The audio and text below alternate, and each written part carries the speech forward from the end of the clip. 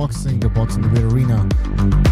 I was gonna say it's Open Eyes Friday, but it's not Friday, unfortunately. But welcome to the show. Shout out to everybody in the chat: Grim Reaper, Ernie, Tu Matador, Earl Stevens, of course, Team Batman Boxing, Dark Hado, Nightmare, Warhorse.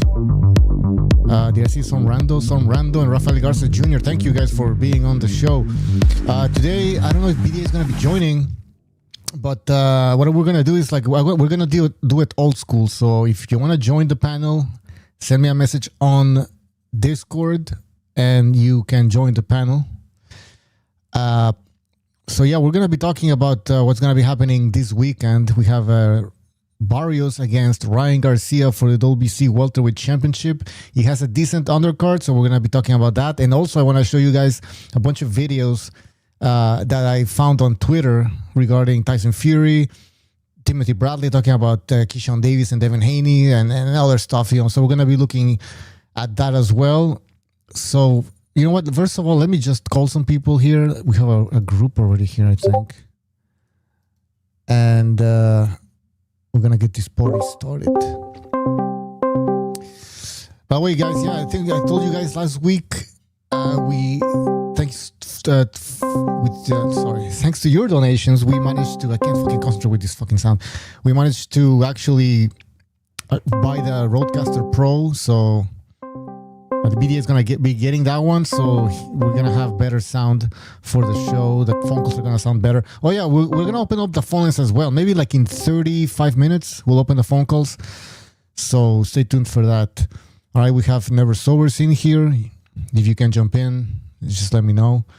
What's up? Yo. So yeah, man, we're going to be talking about the fight. I wrote a bunch of stuff over here. Yeah, we should start with this, though. The Garcia Barrios fight is going to be taking place this Saturday, as I said, T-Mobile Arena in Las Vegas. The event will stream on the Zone pay-per-view for $69.99. Damn. In the US and Canada as well, and £24.99 in the UK.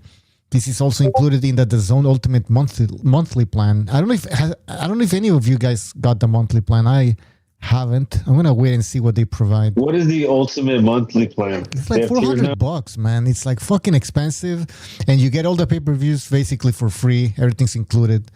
But the thing is, I'm not paying for something that I don't know what type of pay-per-views we're gonna be getting. But they want you to pay like $100 a month.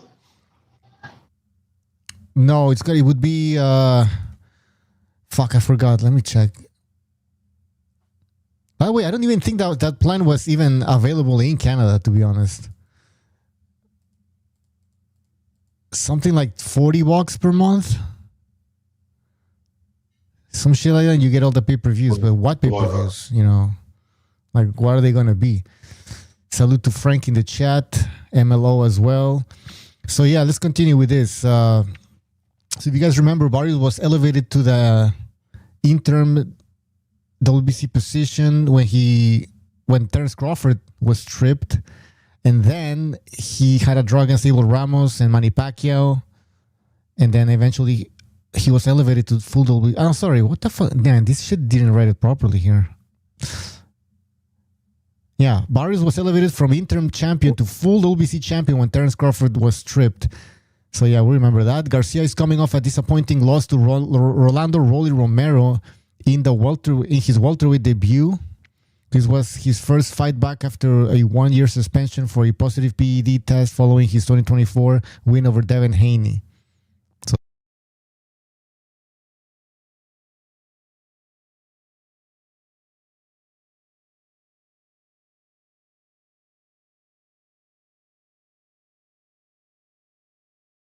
You.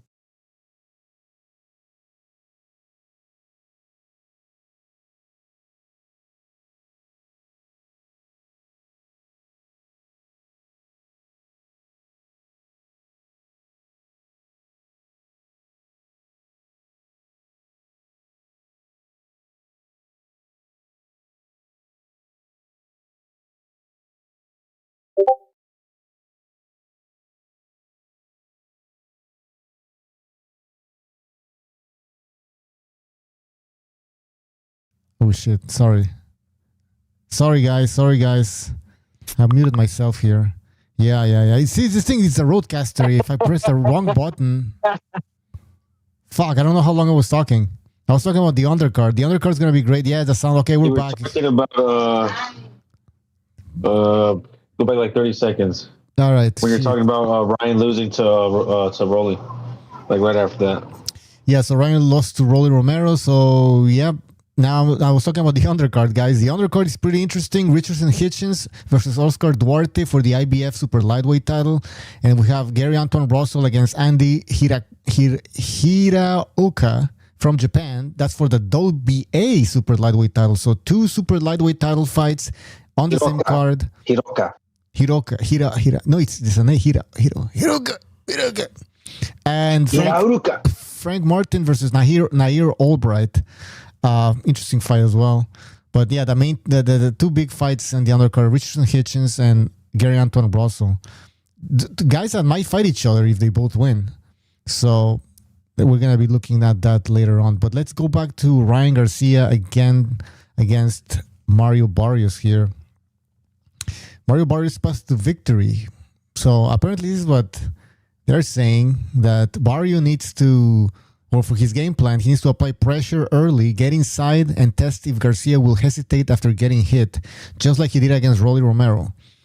Can Barrios' size and pressure grind Garcia down over 12 rounds? That's a question. Well, he couldn't do it against Pacquiao. Sobers, do you think he's going to be able to do that against Ryan Garcia? Just pressure the guy? I don't know, man. He just has to be himself. He just has to be himself, you know? Yeah. He can go in there and just be himself. Be comfortable.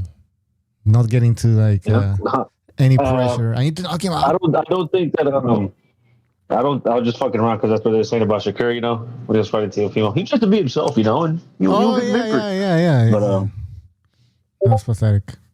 But this dude Barrios, I don't really think that he has the power. Well, I don't know, because Ryan himself, he's been known to be a little chinny, right? What was that? Cool Hands Luke. He dropped him pretty hard, and he wasn't really known as a big puncher, right? So maybe Barrios can stun him. Oh yeah. The one that the Englishman that Dalton? where he got dropped by Ryan. Oh no, sorry. No. Luke. Fuck the Cool lightweight. Hands. Gold medalist. What was his fucking name? Cool Hand Lutz. Yeah. Lutz? I can't remember his last name, but it's Cool Hand. It's Luke Cool Hands. That guy. Yeah. Yeah, you're right. So I'm saying Ryan showed himself to be, you know, he can get dropped by someone who's not necessarily supposed to drop Luke him. Campbell. So he could be vulnerable in there. Luke Campbell, there you go. Cool Hands Luke Campbell.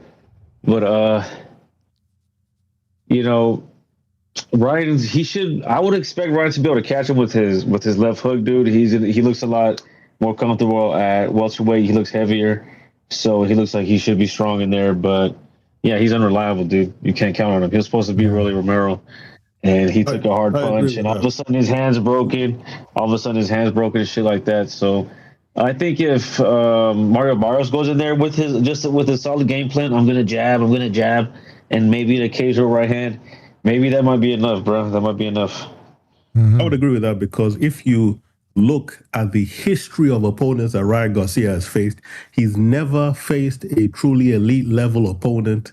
And in fact, I don't even recall if he has any titles either. So the fact of the matter is that he went up against Gervonta Davis, and we all saw how that fight panned out. Although I don't agree with rehydration clauses, because they are a complete stain on boxing's legacy. But apart from that, what other high-level opponent has he faced? And whatever you say about Mario Barrios, he is the champion. He does have the belt. So therefore, even the experience level, the experience that he's had facing the likes of Pacquiao, facing Gervonta Davis, facing all of these fighters, he has more experience than Garcia has. All Garcia has is a left hook, which is quick and powerful, but he's constantly leaving his hands down. He's constantly putting himself in bad positions. He doesn't bring the hand back up to protect his chin after he throws a punch. I mean, so Garcia has a lot of issues, and it's clear that I don't know about Mario Barrios, but any other champion in that weight class, Garcia will not beat for sure. Well, I'll say this about the resumes. They both fought Gervonta Davis, and I just how Butcher brought up Luke Campbell being a gold medalist. I think that's kind of an underrated win on his resume. That was a really solid boxer. You know what I mean? He went 12 rounds. Lomachenko gave him a good fight. He stopped him. So I he fought Pacquiao, but he kind of like, did he beat him, or that was a draw, right? And they both got knocked out by Davis. 45-year-old Pacquiao. Yeah, his best win is probably Ugas, another old guy with alopecia. That's true. But like Lion Legal said, that the experience is there. He fought elite competition, yes, but he didn't win. But still, he fought them. And Ryan Garcia has been looking pretty bad lately. In that Rolly Romero fight, I mean, he didn't show us anything. What do you guys think about that performance? Does that tell you anything about Ryan Garcia, where he is? I mean, what can he change? Is it something mental? Well, he said the same thing. That tells me everything. That tells me everything about him. It shows me that he's not at the level of a world level champion. He's just at the level of a TikToker, social media influencer boxer who has some fans, and they have hope that he'll be great, but he never will be, unfortunately. Yeah. Well, damn, this one threw me off. I was gonna say when he fought Gervonta Davis, after he lost, he said I wasn't doing the right things and wasn't living right, whoop de whoop. And then when he lost against Romero, he said the same shit. In the lead up to this fight, I wasn't living right, I wasn't taking care of myself, blah blah blah. So it's the same shit. It's the same shit with this dude, and I really don't see it changing anytime soon. And it's a shame, right? Because he does have the highest. I think he has more potential than someone like Shakur Stevenson, Keyshawn Davis, and all these young dudes. You know what I'm saying? He has more potential than all of them, right? Because he has more selling power. He's like bigger than all of them. He's fat. He has more power. You know what I'm saying? But he's too lazy, bro. He's not gonna put the work in. But you're a joker, apparently. He'll show how good he is sometimes, right? Look, he'll show how good he is sometimes when he'll whip someone like Devin Haney's ass. Right? He'll show the flashes, right? But it'll just be the flash, right? Yeah. Ryan Garcia is nowhere near the level of a Shakur Stevenson and I forgot the other person that you mentioned. They should be catching him with the left hook and make him do the stanky leg, like he'll put him on his ass. Haney and the third guy who just fought about a week ago, who has two of the Shakur's Hitchens and brothers. Haney. The brother Russell? Hitchens, I forgot the name. Say that again? DB3, or whatever his name is. Who is that? I don't know. I'm confused. Whatever. So you're saying Lion Legal that Ryan Garcia is nowhere near the level of these guys. Not even Keyshawn Davis. Keyshawn Davis. Yeah, exactly. Well, after they seen him whoop Devin Haney's ass, he's not. And I'll tell you why. Because they're going to go nowhere near him. Okay, so I'll let you finish and then I'll go. All right. So I'm done. Yeah, I will. All right. So throughout boxing history, getting a gold medal, in fact, any medal in the Olympics is seen as effectively the first port of call for any serious boxer who is going to be seen as being the most skilled in their division. So that applies to Muhammad Ali, Mayweather, De La Hoya, etc., Sugar Ray Leonard. All of these people, they got a medal in the Olympics, etc., which Keyshawn Davis has, Shakur Stevenson has. Tell me the medal that Ryan Garcia had. I completely forgot. He wasn't even in the Olympics. Okay. And then you now go to skill-wise. You see the skill that they have. They don't make the same mistakes that he makes. When they fight, they show technical brilliance. They are brilliant as far as technical exposition of the sport itself. They don't drop their hands at the wrong time. They don't expose. In fact, Shushu Carrington even makes more mistakes than Keyshawn Davis does. He even has more flaws than Davis and Shakur Stevenson have. As far as statistically, if you want to analyze the percentages of and the plane, bro, to defense, Shakur Stevenson has the least likelihood of getting hit in a fight than any other fighter. This is statistically proven. Okay, well, I don't know who's comparing Shakur to Ryan Garcia at this point. I think the point is here that Ryan Garcia has shown, how you say, like little sparks here and there of some talent. Now, is it enough to beat these guys? Maybe not. He already did it against Evan Haney. Now, some people want to discount that fight because of Austrian. But I mean, we've seen that he has certain tools that can actually help him in a fight. Now, whether he can use those tools all the time, that's the question, right?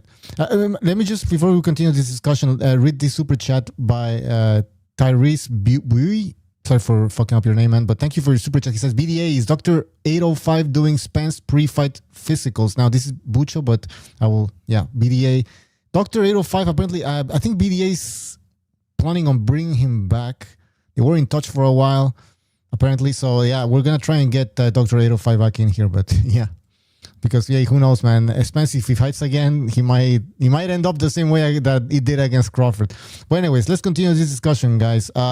Anybody wants to rebuttal or say something? Yeah. Yes. Oh my God, Bucho, I'm so happy. Ryan's my favorite fighter. Yeah. We know you're a big fan. I'm so right? excited. Yeah. Oh my gosh, I can't wait. Go King Rye. Yeah. Nah, man. I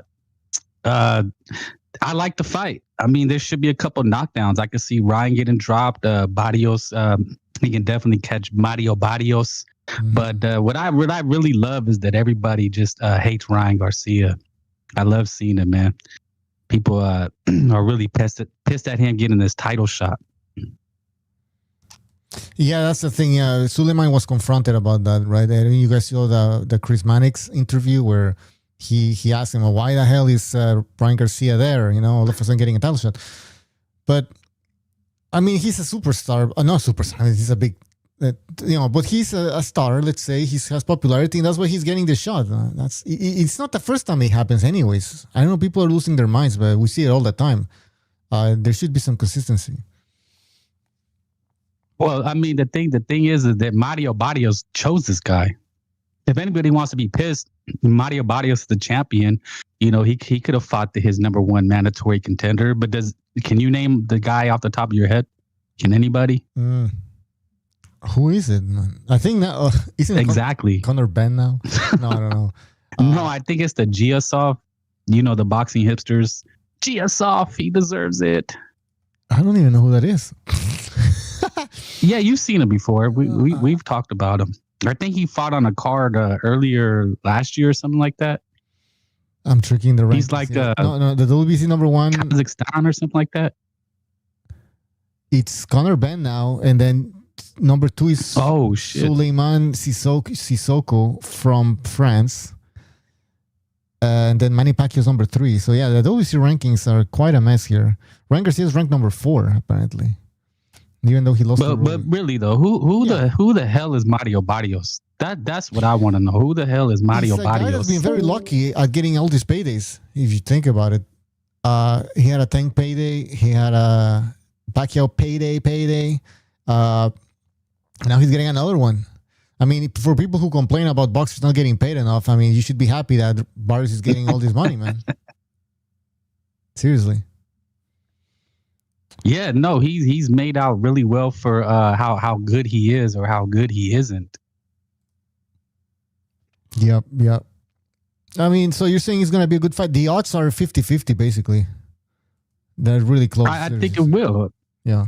I think it will, man. Like, you know what? I mean, think about it. When you get two highly skilled guys, the chances of it being boring are really high, right? Like, Twitterson and Tio was a high-level chess match, but it was lame. They weren't really duking it out. But when you get two guys like this, Barrios, when the skill, they start getting, they start tagging each other, you're not going to see a lot of boxing. Yeah. I mean, it's not like Barrios can do anything else, right? He has one style. It's going to be more up to Ryan Garcia to see what he does, if he's going to let his hands go. And if he does, then for sure we're going to be getting a great fight. So we're just going to wait and see about that. Yeah, man. I mean, what would you rather have? The high-level chess match, two skilled guys, Or would you rather a fight like this?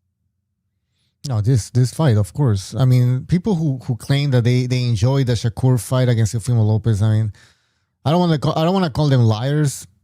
I guess some people do enjoy that, but the majority of people did not enjoy that.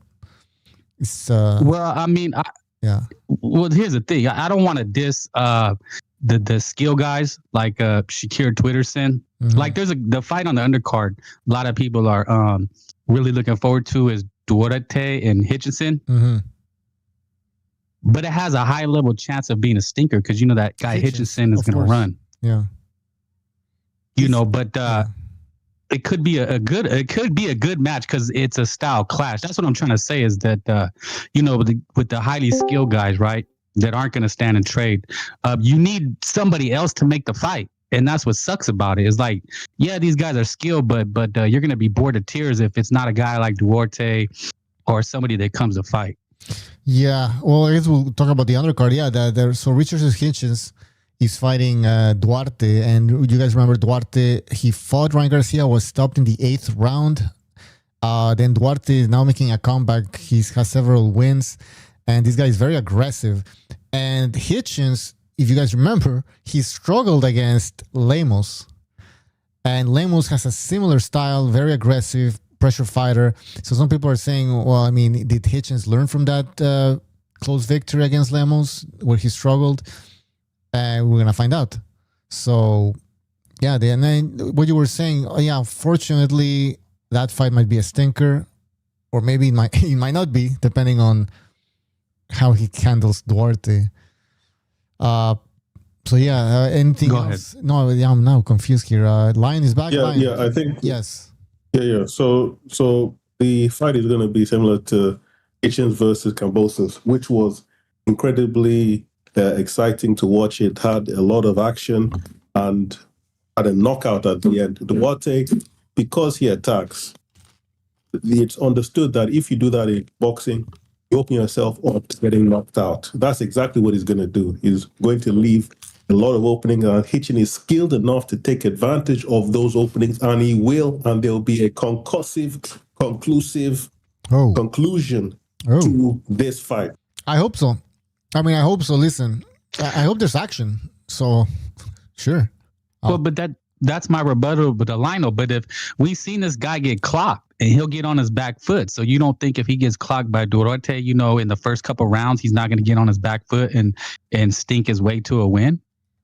Okay, so you would have to assume that after he gets to use your term of art, clocked, he's not going to want to engage at all.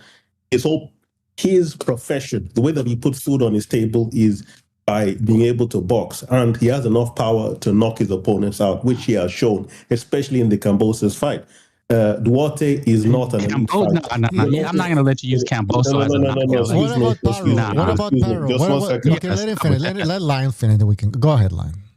He beat Barrow. So he achieved his objective. His objective was to win, and he did so within the Marcus of Queensberry rules, which are set down in boxing. So therefore, you can say that he's a better fighter than Barrow is, and he's collected his paycheck and he moved up the rankings, doing the right thing, and that's exactly what he's going to do to. Yeah, but Lion, we're not talking about whether he broke the rules or anything like that. We're talking about was he exciting in those ways? You mentioned the Kambosos fight, and yeah, he did look devastating in that win, but against Barrow, that was a very entertaining fight. So, which Hitchens are we gonna see this Saturday? I'll tell you why. I'll tell you why it wasn't entertaining. Yes. You have to think about the way that Barrow fought Matias, I forgot his name now, the guy from Puerto Rico. Anyway, so Barrow is not going to engage if he's fighting with somebody who has knockout power. He doesn't do that. He likes to box around, like to move around, and he likes to avoid engaging directly.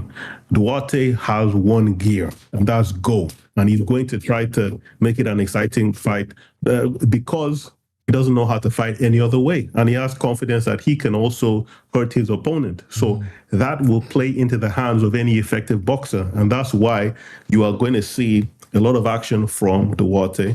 He's going to open himself up, and he's going to come off worse because his boxing skill is not such that he can effectively box Hitchens to a stalemate. It's not going to be that way. All right. So you're predicting a stoppage, right? Predicting a stoppage, but at the very least, a win for Hitchens. At the very least, Action-packed fight. We'll see about that. you hear me? Yeah, are you expecting action in this fight? 100% action packed. Yes. All right, perfect.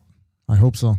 Hope we get a good undercard. Let's go down the undercard here. Gary Anton Russell, he's fighting Andy Hiraoka from Japan. This is for the WBA Super Lightweight title. This is Russell's first title defense.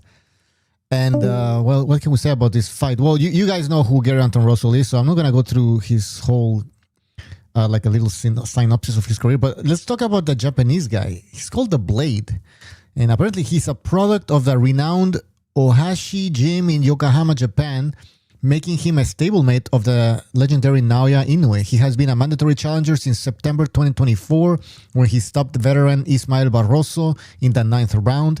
This victory extended his knockout streak. Not Barroso's. No, Barroso's. This victory extended his... The grandpa. Wait, hold on. This victory extended his knockout streak to an incredible 10-fight winning streak. Hiraoka has never been past the 11th round. So this means that this guy has devastating power. So yeah, this is the fight that we're going to be getting in the undercard. And I don't know much about these Japanese guys, to be honest. So have you guys seen this guy fight? He fought once, I remember. Yeah, see, someone said it in the chat. I've seen him fight before. He's half black and half Japanese. If you see his pops, he has like long dreads and stuff. Are you That's serious? his trainer. Wait, I have a picture of the guy. All right. Do you know more? We can't see the screen, Bucho, just FYI. Okay. Have you guys seen this guy fight? In the chat also, you can jump in and let us know. And what do you think about this fight? Yeah, he fought Barroso. Yeah, that's the fight that. Yeah, He knocked out Barroso. He knocked out old man Barrosos. Mm-hmm. He's good. I mean, not good, but he's athletic. He's strong. His skills, he looks very flawed. You know, he leaves himself open. But Gary Russell, man, he's night and day. I'm gonna say it. I think for the Rolly fight, I mean the Rayo, dude was how do you say it? He was doing some stuff. Yeah. There you go. Thank you. That's my new word. I'm gonna steal that from you. Yeah. Cause dude, he threw like 1,000-some punches and did not get tired. Yeah, he threw 100 punches like every round. Yeah.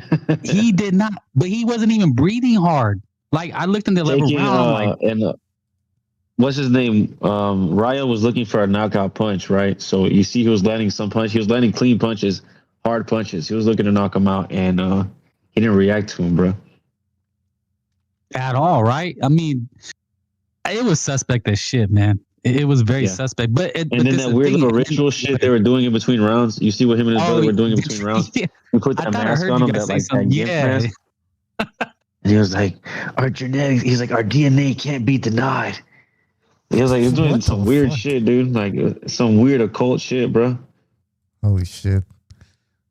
You didn't see that during the fight? I thought that shit was hella weird, bro. Don't remember that. What? I'm reading here. Okay, I'm gonna find a clip and I'm gonna show you. All right. So yeah, guys, this is two fights in the 140-pound division. The WBA title is at stake, and also the IBF. So now this is like maybe some sort of semifinals. Eventually, the winners are gonna be fighting each other. Yeah. It should be a barn burner, though. Gary Russell seems to be the better fighter. I think if he's saucy, he should win. He has the most skills.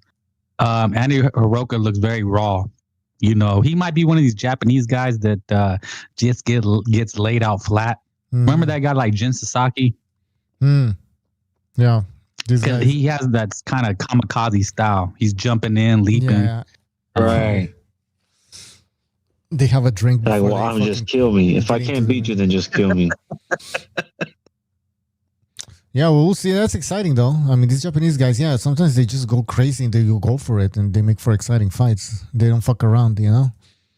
How can I say this kind of racy thing though? I think because they fight other guys that don't. It seems like they don't punch hard or something like that. Like they just. You understand what I'm saying? Does that make sense to you? If they're fighting Yeah. at the domestic level. Yeah, they don't have power, and so they get very confident, and then they go to the US and No, they just no like there's this video I've seen of these two Chinese dudes and they're like I don't know if they're like MMA fighters or what. And they were just like hard sparring in the gym and they had no headgear on. And they were both just throwing straight punches right at each other's faces, landing every single time, and they're just trading shots 1 2 1 2 1 2 1 2. They must have hit each other like at least 30 times in the clip. You know what I mean? And neither of their chins moved. You know what I mean? Like they had no power, like little mosquito bites. it could be it. I never thought about I don't know if it's that eating rice cakes is not good for power, I guess. I need some proteins. No, I don't know, man. Yeah. I mean, fast as hell, but as far as maybe bone density or just kind of, genetics. Oh, we're talking genetics, huh? The genetics. Ooh. Well, you know what I mean. Like, I know no. what you I'm mean, I saying know when you what you fight at the domestic level and you're fighting other guys that look just like Yeah, you it could for be like that. 20 fights. But Japan has You been just they're get in- producing a lot of Go ahead. champions lately. No, I mean they're producing a lot of contenders and champions. So I mean, if they don't have chins, they wouldn't even able to make it to that level, right? Even if it's lower weight divisions or whatever. Like you have a lot of Japanese there, and you don't have a chin, you don't make it to that point. So I don't know. Maybe some of the ones that we get over here. Like chins, I don't know, man. We have to analyze that fucking data, man. But anyways, guys, let me give you some of the odds that we have here. Hitchens against Duarte. Hitchens is a 3 or 4 to 1 underdog, apparently. So sorry, favorite. Hitchens is a 3 to 1, 4 to 1 favorite. Duarte is almost 3.5 underdog. I guess that makes sense. Hitchens is on a run right now. He's 3 to 1. Makes sense. Yeah, I mean, it's like Lionel Legal said, I don't really care for the guy, but he made sense on that one. You could tell Duarte's when you talk about flat-footed Mexican, that's kind of the guy they is like a poster child. Yeah. I mean, Ryan stopped this guy. But he did. Go ahead. Sorry, but Ryan stopped this guy. So does Hitchens have to do better than Ryan and stop him in the 7th? Because Ryan stopped him in the 8th? Nah, that's not how it works, man. Guys like Hitchinson are favorite skills. child. Ryan was talking about the skill level and everything, right? Like how Ryan Garcia is nowhere near the level of Hitchens and all these other guys. Oh, yeah, that's a good So point. then maybe Richard Hitchens should do a better job against Duarte than Ryan Garcia. I don't know. Mucho, he got a knockout in his last fight against Cambosos, right? Yes. He's going to be riding high off that for at least the next 5 years. He's under no pressure To get any any kind of knockout. You know what I mean? Yeah. He's under no Yeah, pressure. pull up, yeah. And you see him fight like you brought up. What's his name? The Argentinian dude. Lemos. Was he Argentinian? Lemos. Yeah, that guy. That guy was a crude, kind of a crude style. And he was just winging shots, and he was beating the shit out of him, dude. So I could see someone like. Este pinche. Fuck, I forgot his name. Duarte. Oscar Duarte, yeah. Duarte. I see Duarte giving him some problems, bro. Because Duarte has fought a lot of these movers.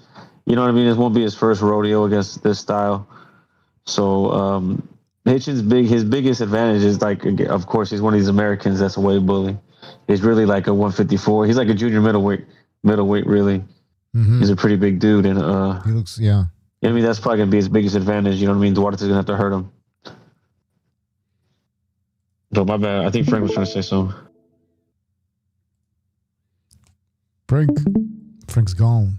No, but yeah, that's a very good point. Yeah, but now Lion was here earlier saying We need, it doesn't matter. Yeah. No, I wanted you to pull up a picture of Duarte in training. In training? What we need to do is that's not Duarte. What we need Duarte to do is I don't have a picture. take a page out of Gary Antoine Russell's book. You know what I mean? Go find himself a witch doctor, put some Santeria on. You know what I mean? Go sacrifice some tourist that gets lost in Tijuana. You know, bathe in his blood. And then go to the fight, directly afterwards. Or You know what I'm saying? And had the witch doctor in the corner with him. And shit, let's see what happens. Or do like Uruguay Campas, who was drinking that drink that Native Americans drink. Exactly. What the fuck is that called? Wait. Anyways, yeah, he should do some of that. Santeria, some fucking something. Yeah, when he fought De La Hoya. Nah, this guy's like he's like a soap opera star, isn't he? What is he? Yeah, that's what I heard. Or somebody. He's got a unibrow, bro. Does And he rocks it. Yeah, and he look at rocks that it, bro. He rocks it. He's proud of it. It's his trademark. Yeah. It's his trademark. But yeah, all right. So that's Duarte for you guys against Hitchens. And what else? Do you guys watch the Jagba fight yesterday against Charles Martin? Any thoughts on that? Yeah. So for those of you who didn't watch the fight, Efe Jagba knocked out Charles Martin in the 4th round. Yes, go ahead. Yeah, I was gonna say, damn, dude, is there a bigger fraud in heavyweight, What do you mean? history? What do you mean? He was a champion. This guy was a champion. Oh man, okay, yeah, I forgot. So Charles Martin, sorry, He can say he was a former heavyweight champion. of the world. He was a former IBF. Yeah. Do you remember how he got the belt? Yeah, the guy had an injury. Who was it, man? I forgot his name. Who's It was some kind of Russian dude, right? Yeah. It was like in the 2nd round, and like his knee gave out, and it was like a TKO. And they were interviewing him after the fight, like, "Oh, how do you feel about this?" And he was like, "I feel great. I got a knockout." And he's like, "What do you mean?" His knee went out, and he's like, "Yeah, because I hit him so hard. You know what I mean? I caused the injury." He's Shockwave. trying to take credit for the guy's injury. He's like, "Yeah, like he's like he blocked the shot." He's like, "Yeah, but I hit him so hard." How I is that caused the even injury. possible? So. Like the shockwave went through his body down to his fucking knee or something, and Yeah, and it made his his meniscus explode. The little tendons in his knee. he was, if he was like an anime, you'd see like X-ray vision. Exactly. Yeah, you see the X-ray and shit. Like Mortal Kombat goes, it just explodes his kneecap. Oh man, that was wild. And then immediately after that win, he fought Joshua and he lost in like 2 rounds or something. And that's how Joshua got his first belt. That was his first belt, huh? Yeah. Yeah, and then he fought Klitschko and got the WBO, I think, some shit like that. And yeah, so Charles Martin getting destroyed, 39 years old. He actually rocked Ajagba early on. Didn't follow he did. But he was very weary of that right hand. So what do you think this says about Jared Anderson? Okay, so Jared remember when he fought Charles Martin? Jared Anderson had like kind of a hard time with him. Oh yes, and he got rocked by him in the last round. You know. Yep. Yeah, and Ajagba just took him out quick. 4 rounds. Yeah, rocked his shit. Looking pretty bad now for. Well, that was a long time ago, no? Oh, I mean, not a long time ago. It was a few years ago, but still, that guy is not. He needs to. I don't even know what he's done lately. I keep forgetting. I just remember that beating he took against that African guy. He did this gay ass video with Richard Torres. Really? Yeah, they're like doing some PSA thing. No, the little Valentine's Day thing. It was a Valentine's thing. I thought they were doing some PSA for sparring, to how to do safe sparring or something. Yeah, he was saying don't make hearts with your glove at your opponent. Yeah, they should. Oh, Torres is another guy. Torres is right there making little hearts with his glove. Yeah, he looks so weird. He's suspicious, man. Especially that mustache and everything. The pose he does every time he weighs in. I don't know. Yeah, I don't like it. But yeah, let's see what else I have. And he's a ballerina. What the fuck are you talking about? What? He's a ballerina. What do you mean? A ballerina? Like ballet or something? He's a ballerina. He takes ballet class. Isn't that what Klitschko used to do as well? Vladimir Klitschko, they say it's good for balance or something. Come on. Yeah, I would never. Like what? No. It's like... Come on. Suspicious. Hamza Shiraz to fight to fight for Terence Crawford's old belt against Bejic. Who's Bejic? Hasma Shiraz will now fight for the vacant WBO super middleweight title against undefeated German contender Alem Bejic, I guess it's Slav, in May after Alen Bejic. This is after his original opponent Diego Pacheco ruled himself out of the contest. The 26-year-old Briton was initially expected to face Pacheco for the belt vacated following Terence Crawford's retirement. However, with Pacheco withdrawing, Shiraz will instead face a 38-year-old Bejic, a fighter yet to prove himself at the world level. Well, that doesn't look like an exciting fight. I mean, I guess they know. Amazing. I mean, yeah, here I go. The rankings all weird. So that's the WBO. So I guess he's gonna become a champion now. Shiraz. This is exactly what Turkey wants. So everything's going along according to plan. I mean, he was supposed to fight Pacheco, and they're saying Pacheco's a duck for not taking it. But think about all the kinds of crazy sacrifices they're doing at the Versace temple now to make sure their evil plans go ahead, Mucho. You know what I mean? Is it a Muslim takeover? It's always, look, I said this when we first started seeing this dude Turkey show his little rodent face. You know what I mean? It's always a jihad with these people. That's all it's ever about. Allah Akbar! Allah Akbar! All right, we're gonna get censored. We're gonna get shut down. Exactly. We're just making you're joking, people. Calm down. Calm down. It's satire. Come on. Yeah. I'm Muslim. Oh, yeah, exactly. I have Muslim friends.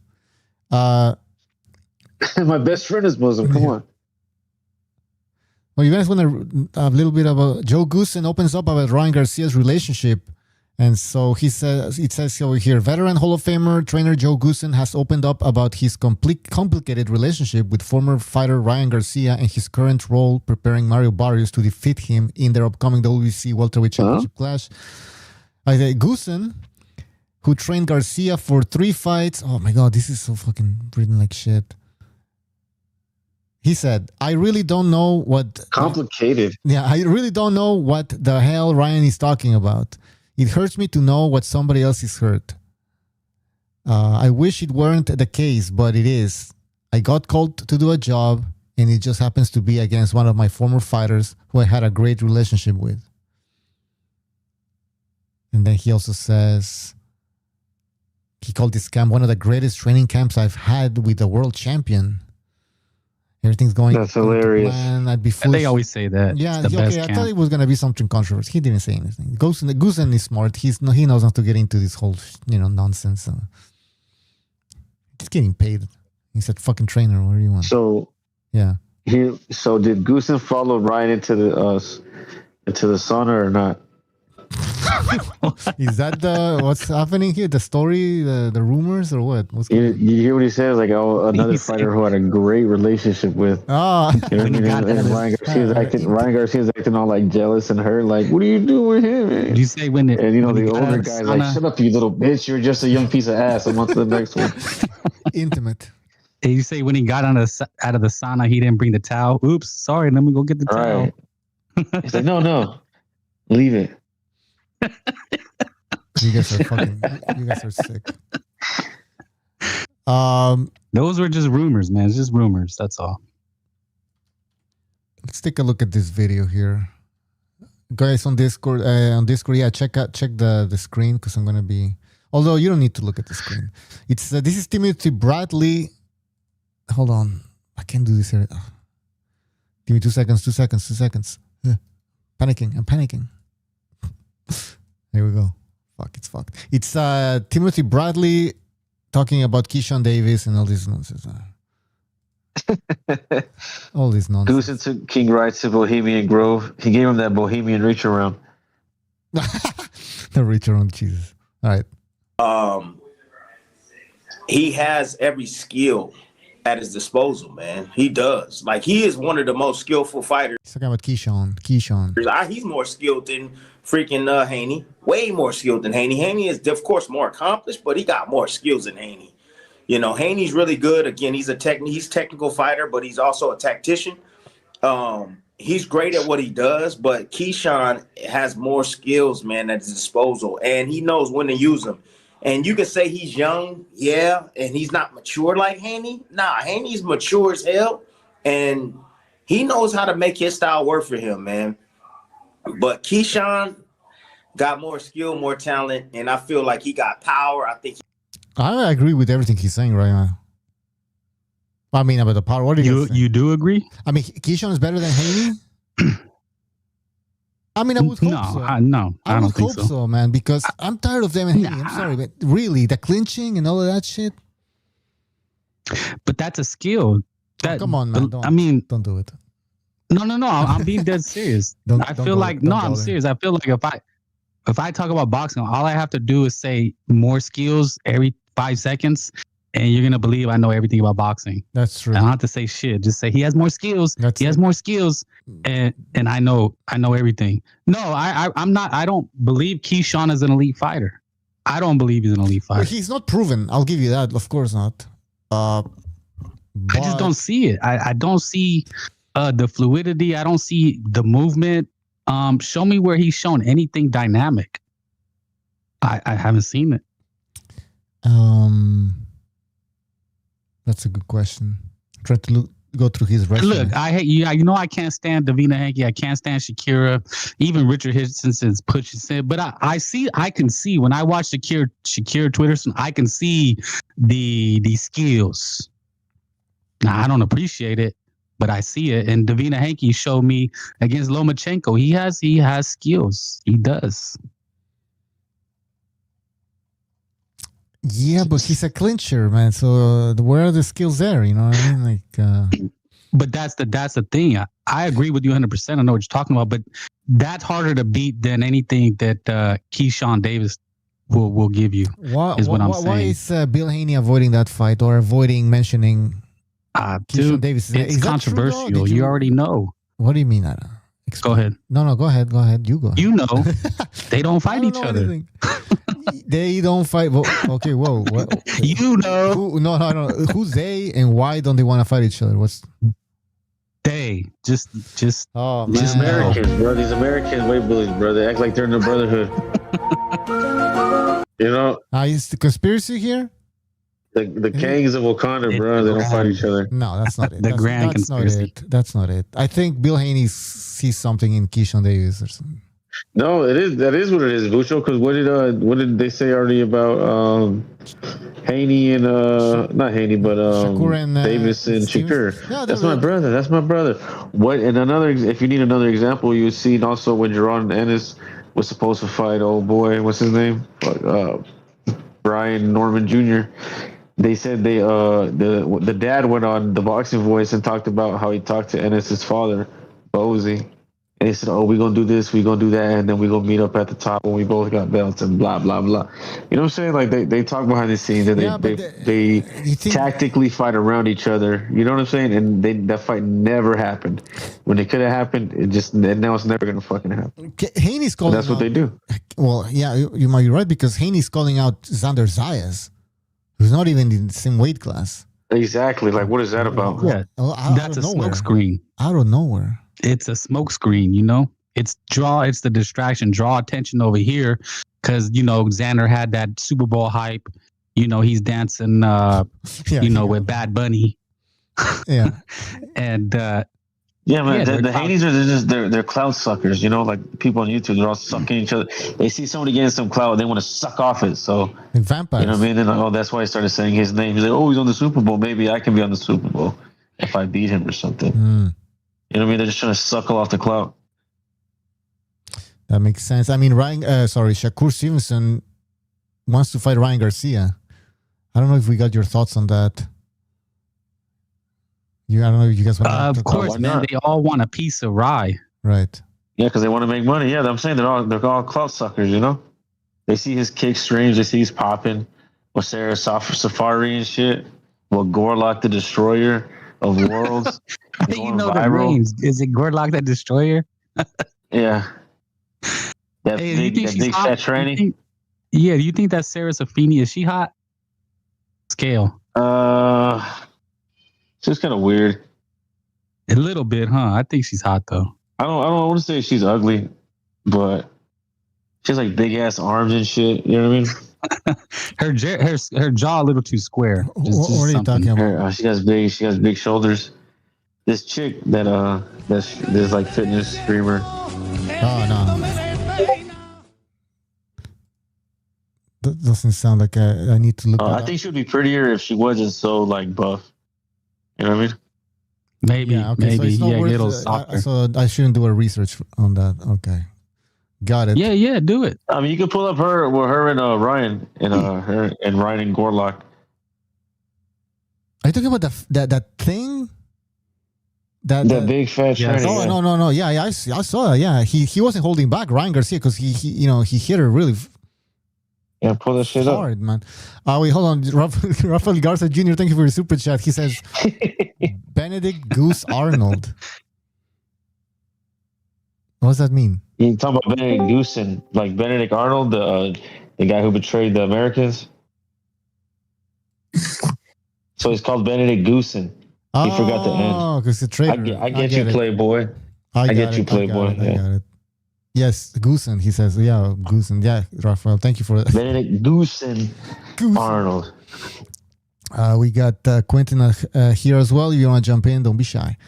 Okay, so forget about this fucking Timothy Bradley bullshit. I thought it was gonna be more controversial. He's just glazing Keyshawn Davis, but I hope he's right because I really don't like Devin Haney. This guy's boring. He's bad for boxing, and all I want is for boxing to thrive. Okay, and so certain things have to happen for that. Certain things have to happen. But I think you're gonna be disappointed, Bucho. I'm sorry. Damn. All right.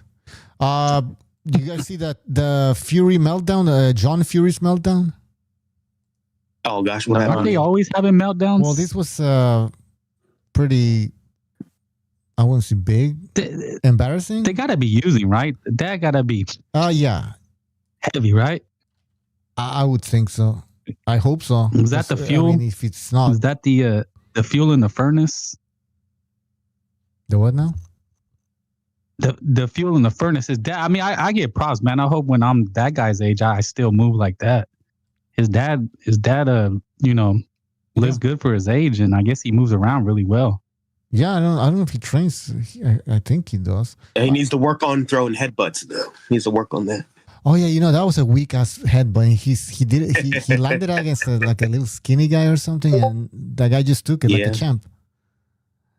Okay, he didn't even move. His head didn't even snap back. Play that video, Bucho. All right. Or is it because he hit him with his forehead when you're supposed to, hit him with the crown of your head, the hard part, not forehead to forehead? So Look at you, the headbutt expert. Oh, that's right, the headbutt king. My bad. Pray for. Hold on, guys. Okay, we're gonna show you what are we watching here, Sobers? This is This is Ryan's training camp, for Mario Barrios. This is him doing some pad work with his sparring partners. We got Gorlock the Destroyer right here. Hey man, he told you he's sparring. It's a guy. I'm sorry. Gorlock the Destroyer of Worlds. Yeah, that was indeed a man.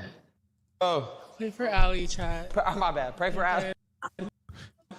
I know it's hard to tell, Bucho. I know you're fooled by the beauty. Yeah, exactly. I don't know.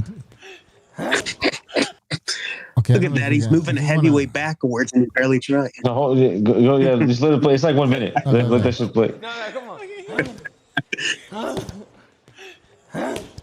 Wait, stop. Oh, Barrios is in trouble. Shit herself. Dead ass? Jesus. Yo. She's richer than all of us combined 10 times over, too. I'm fucking crazy. He's something about to go crazy. Yo. Yeah, because I've seen Ryan do that against, girls and shit like that. What the fuck? But he doesn't hit as hard as that. Herself. All right, I had enough of this. So anyone who said he's never sparred heavyweights, we got the proof right there. Jeez. Yeah, he has sparred heavyweights. Exactly. All right, let's watch. What's his name? John Fury here having a meltdown. I don't know why. He's saying something about Carl Froch. Oops, sorry. Hold on. All right, here we go. Let's get on. Ready, pal? Get the on with it. Here I am. They're talking about it day and night on videos. Day and night on videos. And here I am ready to fight. Where are you at? Where the are you? Hey? The world's been calling me a house. You know me, Lennox. You know I'm no coward. What the fuck is his problem, man? I was gonna fight you in your heyday. That's true. Wasn't it true? Yeah, let's fight Leonard Brewer. I was gonna fight Get outta you. here. Like, this guy has like a... Did you guys see his record? It's like terrible. Did I back away from you? That's right. So put some respect on the name of John Fury and get that Carl Protch here. If he wants it, I'm here. What And the anybody fuck? else in the building, look here. The ultimate male. The ultimate male. Never this guy ever again. If you're not willing to put up... Now he thinks he's Thunder Lips, the ultimate male. So now he's ripping off Hulk Hogan. So that was pretty The much ultimate it, like, male what versus the fuck? ultimate meatball. And Carl Froch would just one left hook would have this dude freaking seeing Oh, the yeah. lights, man. Oh yeah, that was it. That was John Fury having a meltdown, and he went on. Like he was still going crazy. Look, I'll show you. Even like after the whole Like a fucking thing. bitch. Look at this. All them fuckers calling me John Fury on a fucking video like I'm afraid of any man that walks. I'm afraid of no man, only God Almighty. And I'm here to prove it to you all. Fuck this charade. Fuck this them plums up there. This is fucking me, John Fury. Anybody in the chat know why he's going after Carl Froch? Please let us know. Don't give a fuck about no man from Godmother. Some fucking respect to my name. Because when they mention John Fury's name, what they do? Run like friggin' bitches, Carl Froch. Run like a bitch, Carl Froch. Don't talk about me or I'll come to knock and punch you fucking idiot. Anyway, that was pretty much it. Just going crazy. People calling him in the chat. Maybe he said something on TV like, he's crazy or Yeah. he needs to be put in a straight jacket. Nobody does. You know what I'm saying? Like anything like that. Nobody says I'm crazy. I'm gonna act crazy. Yeah. Two Matador says Uncle Fester on a coke binge. Very good description of the guy. I got some breaking news on a matchup that should gonna be announced very don't soon. tell me. Don't tell me. Oh, let us know. Let us know. The Congo fight? No. Armando Resendez, he was set to fight Jaime Munguia. Oh yeah. It fell through because Jaime Munguia wanted more money. He priced himself out. Now it looks like they're gonna fight Jamal Charlo instead. So that should be announced later on this week. Oh, So That makes perfect Armando sense. Resendez versus Jamal Charlo. Is this the end? That makes sense. Resendez beat Plant last year on the same card that Charlo beat Lamana, so the winners are fighting each other. Yep. This is the matchup I wanted. I didn't want him to fight. Munguia. They should put this on the Mexico versus the World card that they're trying to build for Canelo. They should put this on the undercard. Is this the end of Charlo? Caleb Plant might do another fight. Put him against Munguia. Yeah, there you go. Perfect. And put that on the Mexico versus the World card too. So but you don't want Mexico against Mexico, right? You don't want them to eliminate each other. No, man. Mexicans killing Mexicans is what they want, motherfucker. How come Chicago, like I just brought up, Shakur Stevenson and Keyshawn Davis is never gonna fight each other. They're never gonna fight Richardson Hitchens. They're all gonna dance around each other, bro. They're all gonna dance around the same way. Yeah, you're right. I agree. The same way I just brought up Brian Norman Jr. and Ennis, his dad's talking to each other and making sure they never fight. Vader says in the chat, Froch has a YouTube channel where he talks about John Fury from time to time, making fun of him. Okay. Well, there you have it. But yeah, no, that's Carl Froch is pretty funny. Yeah, I heard they wanted to put Figueroa. Turkey talked about putting Figueroa in that Mexico versus a world card, but like he's not Mexican, and people in the chat were saying he's Texan, and Texan, the Republic of Texas, right? So I don't know, is he going to represent the world or Mexico? That's what I'm trying to figure out here. Oh yeah, did you guys see this one? Antonio Tarver acting a bit weird. Acting a bit weird. Here we go. What do you mean? Well, you tell me. Gentlemen, should we talk heavyweights or what? FA, a jog, but Hit the fucking the X-Files tone.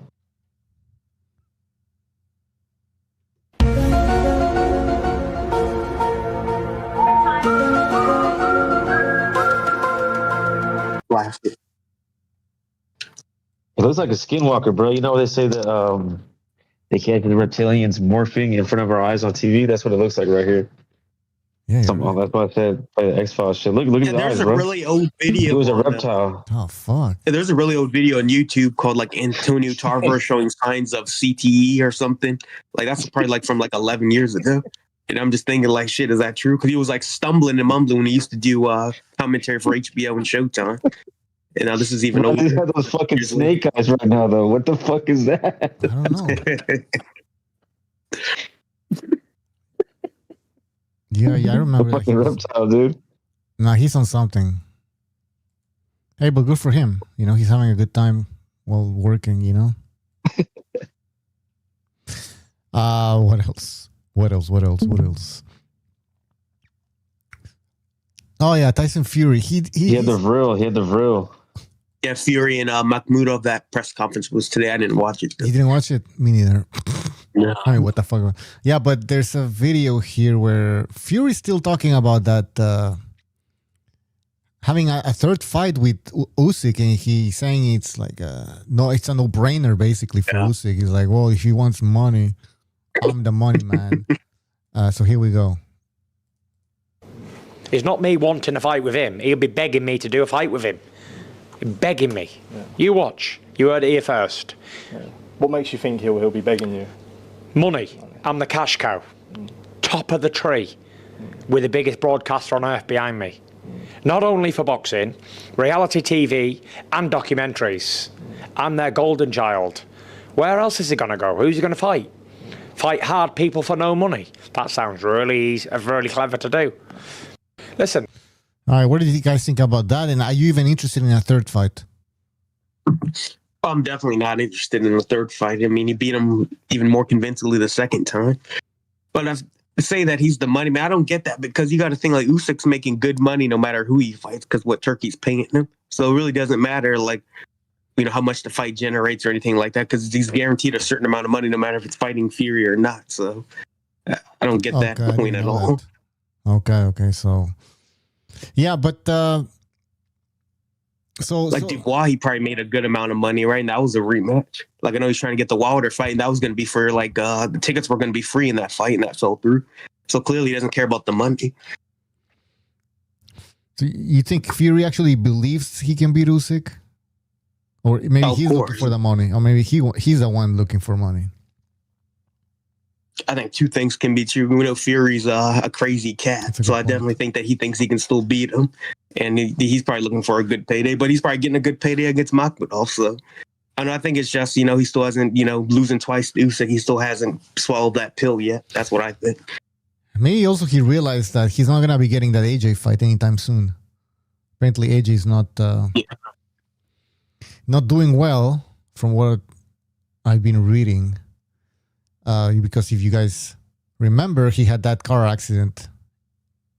So I got a video now here. Moving on, it's about Dana White, and he's getting it on with other boxing promoters at this point. Gloves are off. This guy's adapting himself well to boxing, the boxing world, So here we go. All right, hold on.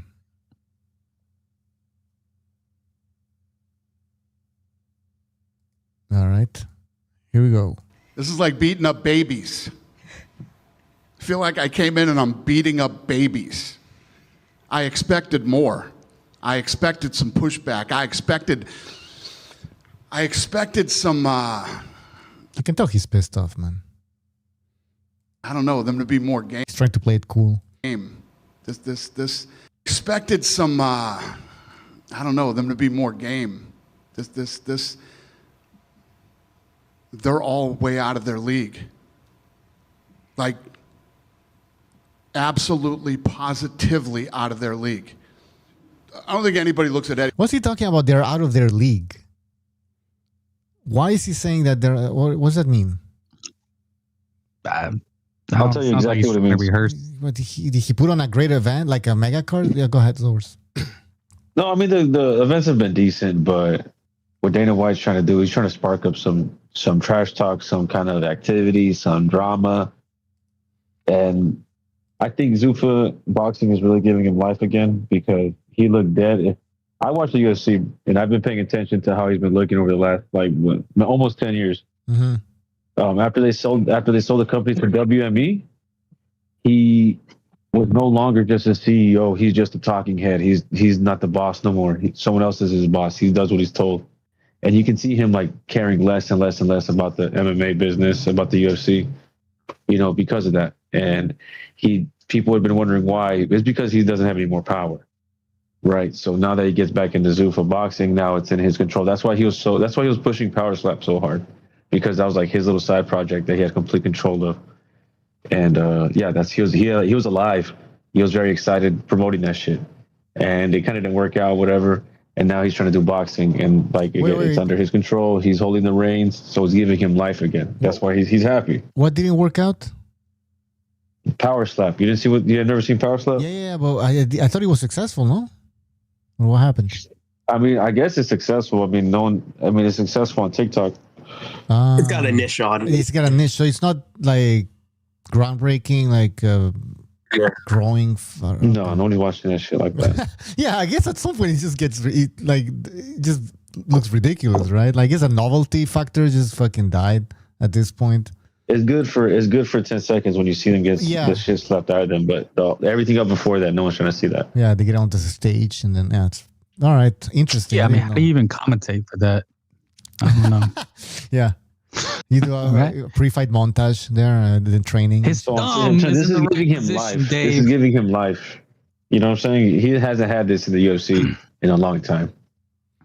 And he's always been a boxing fan, apparently. That's what some people have said, or that's what he said. Yes. But is this? No, they caught him. They caught him Bucho at one of their biggest fights, whatever their biggest events. Oh yeah. They caught him watching Canelo on his computer. Yep, I remember that. So yeah, he's definitely a big boxing fan. Now, is this a good idea of him getting into it, like this shit talk with other promoters? Yeah. Like he said, but I don't know. He got the biggest backer. He got Turkey. That's the biggest backer. So, but it seems like he's pissed off here. It's not like he's just acting. Like, I'm gonna do this just to get some attention. Like he looks mad that he's being insulted, basically, or criticized. I think he's hamming it up a little bit. Let's finish this and then you guys tell me. Eddie Hearn says, "Oh, this guy's a visionary." Or, the guy's been in boxing forever. I look at him like most politicians. You've done nothing in the sport except... See, he's going in hard here on Eddie Hearn, for example. He's saying, like, he's been around for a long time and nothing has changed. Like all these politicians, right? I'm going to do this, I'm going to do that. What has Eddie Hearn done? I mean, what has Eddie Hearn done, though? Nothing. He's right. We've said this on the show. But I'm saying, like, do you need to make it public like that? I mean, I don't mind. I'm just saying that... Yeah, he's trying to set the gauntlet down, saying, I'm setting a new standard. And to be honest, the matchmaking, I do like it on those cards. The what now? Sorry? The matchmaking? Oh, yeah, the matchmaking. Yeah. The fighters, the records, they're all pretty similar. They're close enough. You know what I mean? So they'll get like undefeated. You know what I mean? Yeah. The first card was boring a little bit. This one, the last one, was pretty good. We got some knockouts. And I see people on X that are MMA fans saying, "Oh shit, actually it was a good card," and then some other people are saying, "Oh, you're just saying this because you're an MMA fan and you want to support Dana White." I'm like, what the fuck? Why are some people like so obsessed in trying to discredit Zuffa boxing? Like, you can't, like, why lie? The last card was pretty good. They were knockouts. You know what I mean? The Gosvick and the Kalajic fight, that one was really good. Yeah, that's true. That was the second card. That was a really good fight. Card, yeah. He's getting better, actually. So And that guy who got knocked out with that one punch uppercut, LB Ali, I was talking about it on my stream.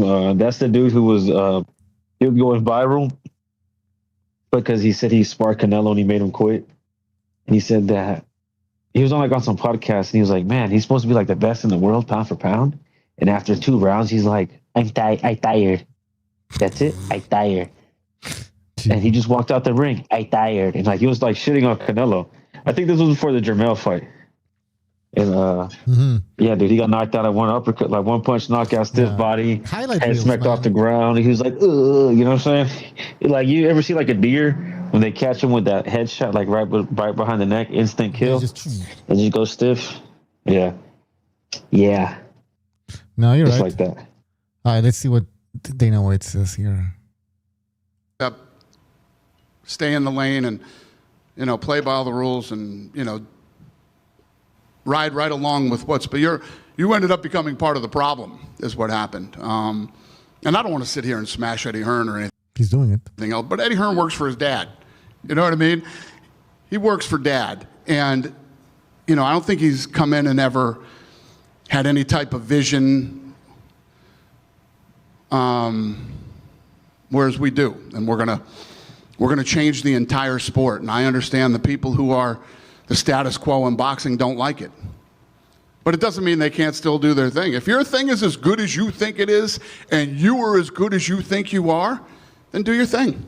Good luck to you. I'm gonna do my thing and they're gonna do theirs. Eddie Hearn and his dad have a lot of money. It's not like they can't compete. They can't compete because they don't know how to compete. There's no vision there. I don't know how else to explain it other than that. That's pretty much it. So yeah, go ahead. He kind of sounds like a principal, talking shit Mm-hmm. at a fucking auditorium. Yeah. You kids don't know how to study. You need to study harder. Get the fuck out of here, dude. Yeah, but at the same time, is he wrong? He's talking shit, man. I mean, is he wrong? Nope. If they can do the this is what I see Zuffa doing.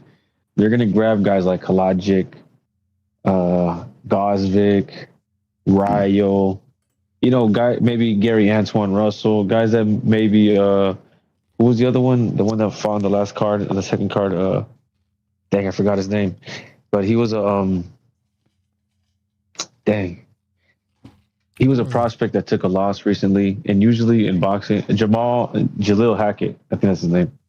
He took a loss recently, and usually when a guy takes an L and they're on the prospect status, they kind of fade away. Dana White, they're gonna get those guys and they're gonna match them up. You know what I mean? Like Jermaine Ortiz, he's gonna be on Zuffa Boxing. You know what I mean? He's gonna show up on there, and I think Sandor Martin probably too. Guys like that I guess aren't as sellable, whatever, but they're good fighters. They're gonna get them. What are they gonna do with Opataya? They just got Opataya. What's the plan? They were talking about him, mentioning him yesterday, and did they? They're gonna give him the Zuffa belt. Did they mention the heavyweight division? I don't know if they're already trying to move him up, I guess, into the heavyweight rankings, which would make sense. But yeah, what do you think would be the plan at this point? They're gonna give him a Zuffa belt. The cruiserweight? Yeah. Just a cruiserweight? We have a cruiserweight champion. Is that going to sell? Yeah. That's what he just said. He's fighting Marcus Gladden on March 8th for the Zuffa belt. Oh, I didn't. Brandon Gladden, yeah. Oh, yeah, Brandon Gladden. Well, I don't think that Dana White can fix boxing, but I mean, if there's more boxing on for that, and as long as the matchmaking is more, so far from what I've seen, has been better than I've seen on a lot of pay-per-view cards. Like if you show me a card right now, a PBC card, Amazon card, whatever, Golden Boy card, Eddie Hearn card, I'll tell you who's going to win pretty much every fight. You already know who's supposed to win for the most part, right? So the Zuffa boxing, it's a little more up in the air with the Zuffa boxing. You're even seeing upsets. So if we can see more of that, then who cares? Well, they got 7 years. Well, he said it's going to take 5 years for it to come, the plan to come to fruition. Yeah, it's That's gonna take a what minute because they have to find the talent. They CEO got to find said. talent. But the fights were good. The Sunday card, I mean, look, they wasn't the most skills, but I want to see knockouts. It fucking 3 fights, 3 knockouts. It was fast paced. That's good. Exactly. The guys were in and out of the ring. You are connected as They the weren't playing host. too much. The only thing I don't like is the uniforms. Like it's all Zuffa uniforms. Kind of bland and lame, but I that's hate just that. my I hate opinion. that. Yeah, I hate that. The uniform. I hate There's that. no there's pizzazz, but you know, There's I no don't know. Maybe, individuality. Yeah, they're trying to make it look like a league, like a football league or a basketball league. You know, how they have their jerseys and their uniforms. yeah, That's what they wanted to look like. and the atmosphere is kind of lame. Because they do it in smaller arenas right It's now. really small. Like, what's the plan? Have you guys heard anything about expanding it? They're doing it in the Apex. I don't think so. They're going to keep doing it in those small theaters until they can get some bigger fighters. You know what I mean? Yeah, I don't like the trunks though. The black versus white. Very racist, first of all. But yeah, no, it's very generic. That I don't know. They're trying to do it. Oh, and Max Kellerman's getting. They're roasting him. I guess he was saying some more glazing shit. He was just like really sucking off Zuffa. I forgot what he said again. He said some other really. I think it went cringy shit. I feel like that. Hey guys in the chat, the phone lines are open. If you want to call in, phone lines are open. We got Carl from Australia. Hey, here you going, fellas. Hey, I just wanted to chime in on Dana White having a fucking chop at Eddie Hearn, the piece of shit. I couldn't agree with Dana White more. Eddie Hearn had Jai Opetaia in his stable for 3 fucking years and couldn't get him a big fight. Now all of a sudden Jai's gone to Zuffa. Eddie's got fucking Pat Brown there ready to fight him. What? You can't make this shit up. Like all of a sudden he's vocal about all these fighters he's got for Jai to fight. Like, fucking, where were they fucking 2 or 3 years ago, mate? Maybe. What, Pat Brown? Pat Brown, a guy that's had 5 fights, he's going to fight Jai? Oh, come on. That's a good point. So you agree with Dana White then? You know what, at this point, Bucho, I really don't give a fuck who the promotional companies are. I just want the fights, man. And you know what? I'm happy with getting knockouts. I'm happy that we're getting good fights. And you know what? It's getting names of fighters that we don't necessarily know. We're watching them get in there and have a standout performance and put some motherfucker on the canvas, knock the fucker out, and we're going, oh, hang on, this guy mightn't be too bad. He's 15-0. Never heard of this dude. It's getting eyes on fighters, man. I'm not mad at it.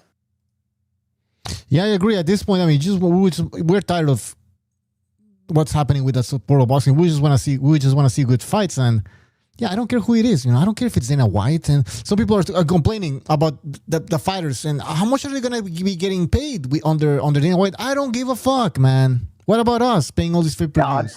What about us, man? They're not paying my fucking light bill, Bucho. I couldn't give 2 fucks what these dudes are getting paid. Exactly. If they don't want to box, want the fights. If they don't want to risk their lives in the ring, then don't fucking get in the ring. How's that? Like, Jesus Christ. Exactly. Let's take a phone call, guys. Here, you can jump in. All right. 410. You're on the air. 410. Wow. What's happening, buddy? Hey, what's up, Jerry? What's on your mind? I heard you got an interview with those 2 trannies from over there at Ringside. No, that was this is Bucho, not BDA. That was an interview done by BDA. Yeah, with the Ringside reporter. Yes. Oh, that wasn't you. No. Okay. Right. Well, did man, you see those trannies from Ringside reporter? I don't know why do you hate them? I don't hate them guys, man. You do hate them. I don't hate them. Well, we have a lot of fun together. Eric or Dweeb, he Dweeb. He in that interview, he's like, does he call you names? He calls me names. Meanwhile, he takes shots at me before I can even talk. When I call him there, he starts taking shots at me. Oh, what is happy hour over? This, that. Oh yeah, I've heard that. Yes.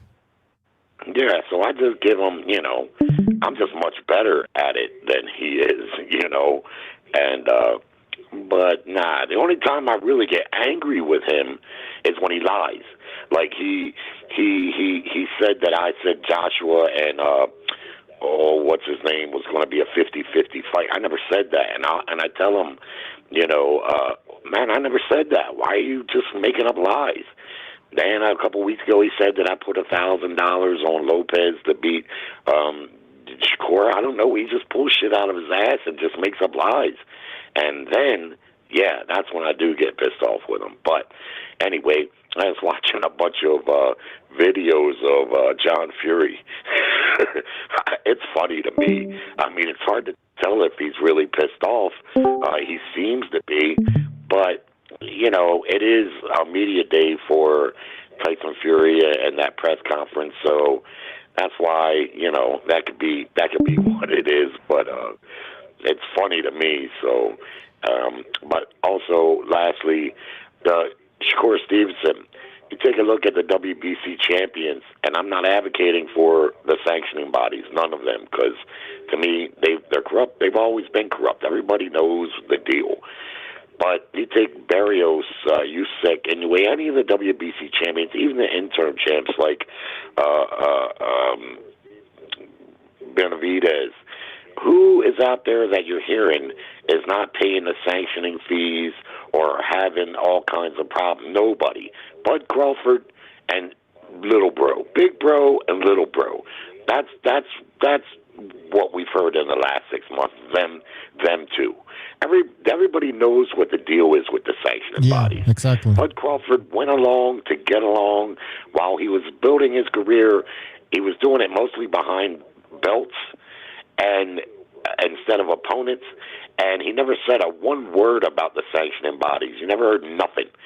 On the way out, he seen a way to get out, was screwing Sullivan for damn near $500,000, and that's what he did. There's no honor in it. There's no, I took a stand. That's all bullshit.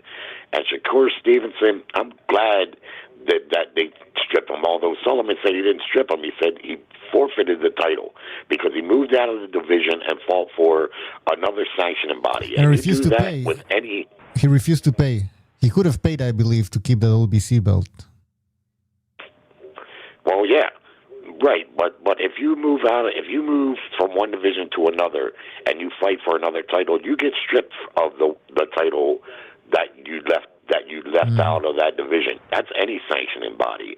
He petitioned to try to keep the title, just like Bud Crawford did. That's why he owed $400,000 instead of $300,000, because when he fought Madrimov, he petitioned to try to hold on to the WBC welterweight belt while moving up, and that's just what Gaptooth did, and he didn't pay. Neither did Crawford. That's why he owed Sullivan $400,000 instead of the 3% on $10 million. That was the $300,000 that was the sanctioning fee. So I don't know what these guys think, and I hear fans talking about it like Sullivan did something wrong, and I'm not advocating for them because I don't think fighters should have to pay to be the champion. I don't know how it became that way, but I know it's been that way for a long time. The fighters know the deal, and so do their handlers. And they use those belts. Of course, they want to be called champion, but they use them to promote themselves. And that's what it is. It's part of the business of boxing. And so, I don't see anybody else forfeiting their WBC belt or refusing to fight for that title. Those guys tried to get over. Crawford did get over. He's smarter than Shakur because Crawford waited until the very end. Yeah, exactly. He knew he was going to retire. So, but yeah, Shakur now he pissed off the LBC. Now there's 3 other belts that he can be friends with and stuff like that. But yeah, but check this out. If he wants to fight for the WBC belt again, I don't know. Good luck, because they're probably not going to rank him to where he can get a shot by being a number 1 contender. And even if he does, they may not sanction the bout because of the bad business, or they're going to make him pay sanctioning fees for that. He's going to have to pay the money that he owed. He burnt the bridge there. And unlike Crawford, he's got likely a bunch of fights left. So just a dumbass move. And for what? He wasn't going to go back to 35 anyway. You know, so these guys, what they try to do is they're trying to get over. And then their fans try to paint this picture that everybody in boxing, the fighters are unhappy with the WBC or they're going to do this or that. I don't see it. They know what the deal is. They're just not trying to get over. And Sullivan lastly said what in that interview that Benavidez, Benavidez is going to move up the cruiserweight to fight Zerto, but he intends to come back down, and he made the same petition, but he's paying the money. You see, he's paying it, so you don't hear about any smoke there. Yeah, no, I mean, like you said, this is common knowledge. You pay for the belts. I mean, should you pay? Probably not, but that's how it works. Everybody knows how it works. So to all of a sudden act like you're getting robbed, you're getting taken advantage of, it's ridiculous. Everybody knows how it works. But anyways, Jerry, we gotta move on. We got other calls, but thank you for calling. All right. Take care. Thanks. Now. All right, let's take another phone call here. 713 on the air. 713. Yeah, hello. What's up, BDN? This is Greg Terrible. I haven't yet seen a Zuffa boxing event to this day. So back to Dana White as a slap company he runs. I heard it's a tax haven. I heard it's just they don't launder money from evil ways. It's a tax haven. That's what I heard. And another thing, I'll admit that a lot of the UFC success is the matchmaking. So if he can bring that over to boxing, that'll be great. He probably will be successful. So another caller said that it looks like a lot of boxers that could cut it to the top might be going to Zuffa for a chance, I guess, right? I see it happening to Ryan if he doesn't put his win in a spectacular fashion. And Eddie Hearn, we all kind of knew it was his dad in the zone money. If it wasn't for him, I think he would have lost the zone contract a long time ago. But thanks for having me on the show. Do you have any more questions? Well, your thoughts on the Barrios Garcia fight? You want to give us your prediction? Forgot to ask. I think Barrios is going to get him mid to the late by TKO. Barrios. I could be wrong, but I'm pretty sure. Sorry, what's your name again? Because I couldn't hear you. Greg Terrible. Oh, Greg Terrible. Yes, you've called before. Greg Terrible. All right. Well, I got your prediction down, and thank you for calling. Call back again next time. All right. Take care. All right, man. Thank you, man. Appreciate it. Bye. All right, guys, don't forget the phone lines are open. Call in, give us your predictions. Actually, let's go back to the Discord and get some predictions over here. Guys, who wants to give us your predictions? Butcher. Yeah. What's going on? Come on. What's going on here? Look, man, this one's harder to pick than a broken nose. I mean, Barrios had a really average performance against the Pacquiao. Was he too polite? Was he showing too much respect to Pac-Man? Shook. I mean, a 47-year-old Manny Pacquiao. A 47-year-old Manny Pacquiao, he fought to a draw. Ryan Garcia got fucking sat on his ass with a double left hook. He hooked with a hooker, and the Dolphin Whisperer got him. I don't know, man. For me, if it goes the distance, I think Ryan will definitely be the favourite. He'll be the golden child. Yeah. He's the so-called fucking cash cow. He's the one that's going to make money for the business. So I'm going to say Ryan by UD. A split decision. Sorry, Ryan Garcia. Yeah, split decision. All right. That's an easy fight to call, man. That's a knockout. Ryan Garcia is going to knock that guy out. All right. So FUTV says Ryan by stoppage. All right. It's a 50-50 fight, apparently, according to the odd makers. Yeah. Not. I mean, look, Ryan is looking a little drained. I'll give him that. The guy's big, and I think that's the reason why that little bitch Shakur is calling him out. He wants him to fight at 144. 45. The weight that he couldn't even make. 44. I heard no, 144. Sorry, you're right. 144. Yes. he can't even make 147 right now. Ryan looks drained out. I'm like shocked and, by it him. might be 144 plus a rehydration clause. Yeah, definitely. Yes. That dude is a fucking pussy. And Teofimo Lopez called it out. He said, this guy here is not going to do anything. As soon as he gets this title, he's not going to do anything. Right now, he's just trying to cherry pick. And you know what, too? I mean, Ryan's got someone like a massive eater in Gorlock in his camp.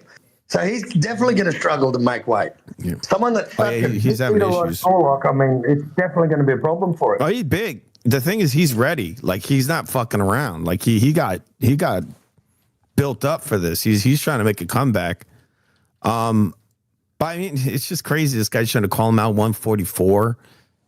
It's insane. Yeah. We're going to talk more about that. Yeah. Let's just take a phone call here. You guys can jump in. Don't be shy. 347. You're on the air. 347. Hey, what's up? It's NPR. How you doing? Hey, what's up, NPR? What's on your mind? Good, man. I'm going to make a prediction for the fight. I got Barrios by decision. And it's just like this. It's sort of like, you know what a session musician is, right? Session musician is not Eddie Van Halen, right? Eddie Van Halen is the guy that's a flashy. But what if flashy fighter that's, a phenom? But what if Eddie Van Halen just decided, hey, I'm not going to practice anymore, and I'm not going to shed anymore, and I'm not going to do my work anymore, right? The seasoned pro gets the job done. It's like a guy in an orchestra of the first violinist in an orchestra, and that's what a uber high level boxer is. And Ryan has not put in the work, and a guy, I'm going to pick the seasoned pro every time, and that's Barrios. He's a guy that's in the gym. You don't see him out of shape. He's not the most talented guy in the world. He's not a phenom. We know that. But Ryan is a phenom that doesn't put in the work. He's lazy. So I'm gonna go with the guy that's the professional. So I would pick that professional 8 times out of 10 versus a guy like Ryan. What if who's talented? Van Halen, Garcia actually takes this fight seriously? I mean, even if he does, let's put it to you this way. We thought he was taking it seriously a few years ago when he beat Duarte, right? We've been down this road before. And he never, for instance, is Ryan's right hand ever a threat? Ever? It never was a threat. Why? I've never seen a fighter. No, it is. It definitely is. He fucked Devin Haney up with that right hand. He beat him up with both hands. Yeah, but how come he didn't beat him up? But how come he didn't beat Rowley up? I believe what he said. He said he had an off night. He didn't even want the fight. He came in there, with that one fight, that one fight where Haney overextended himself because he was on an ego trip. Okay, that one fight. He never turns over that right hand. When have you seen that come at a straight angle where he turns over, gets proper extension on it? No, it's always thumb up in the air or something weird. Okay, and also Haney decided to do battle for the first and only time in his life. Okay, because he was on an ego trip. He wanted to beat Ryan and prove himself somehow, and we know that he's never going to do that again.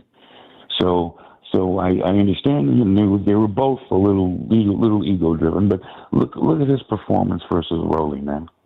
That was awful. It was an awful showing. All Rowley had to do was maintain distance and stay away from that hook. He leaps in with that hook.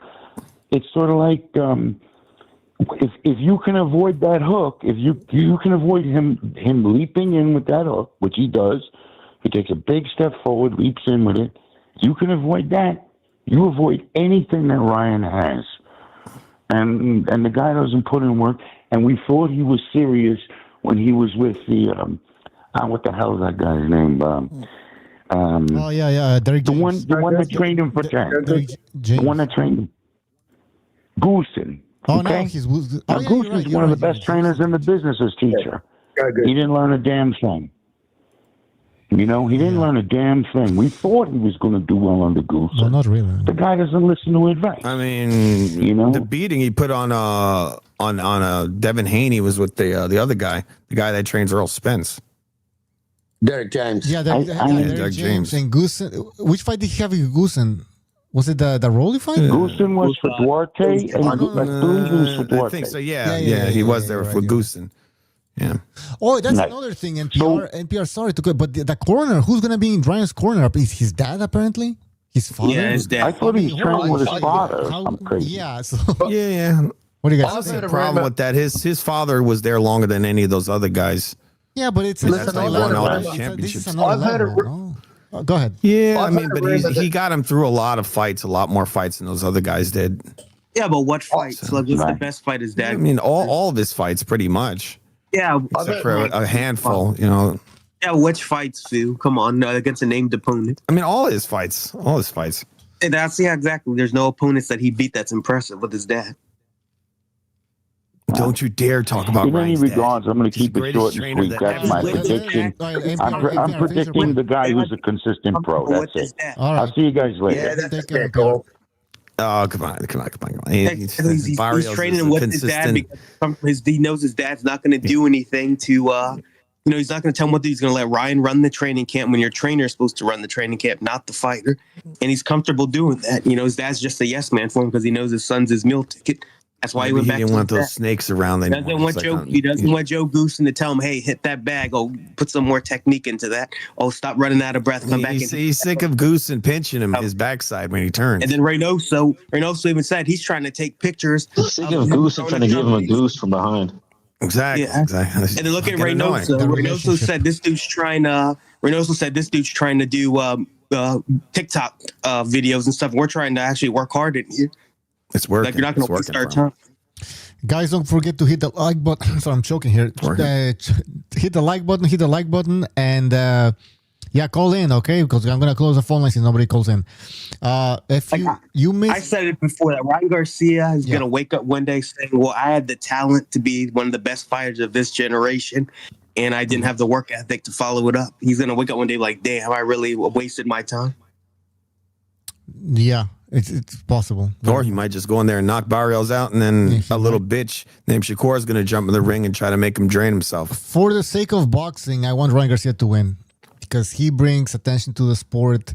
He's a star in a way, but he needs to keep on winning. So if he loses him, and you know what, Bucho, I think he'll get the rub of the green with the judges too. I think he's getting the guy out. If he makes it to the 12, you're right. Yep. Yeah, man. Yep. Barrios a left hook sponge. He eats left hooks all day. He's gonna get laid out, dude. He's gonna clip his chin. He's gonna be out.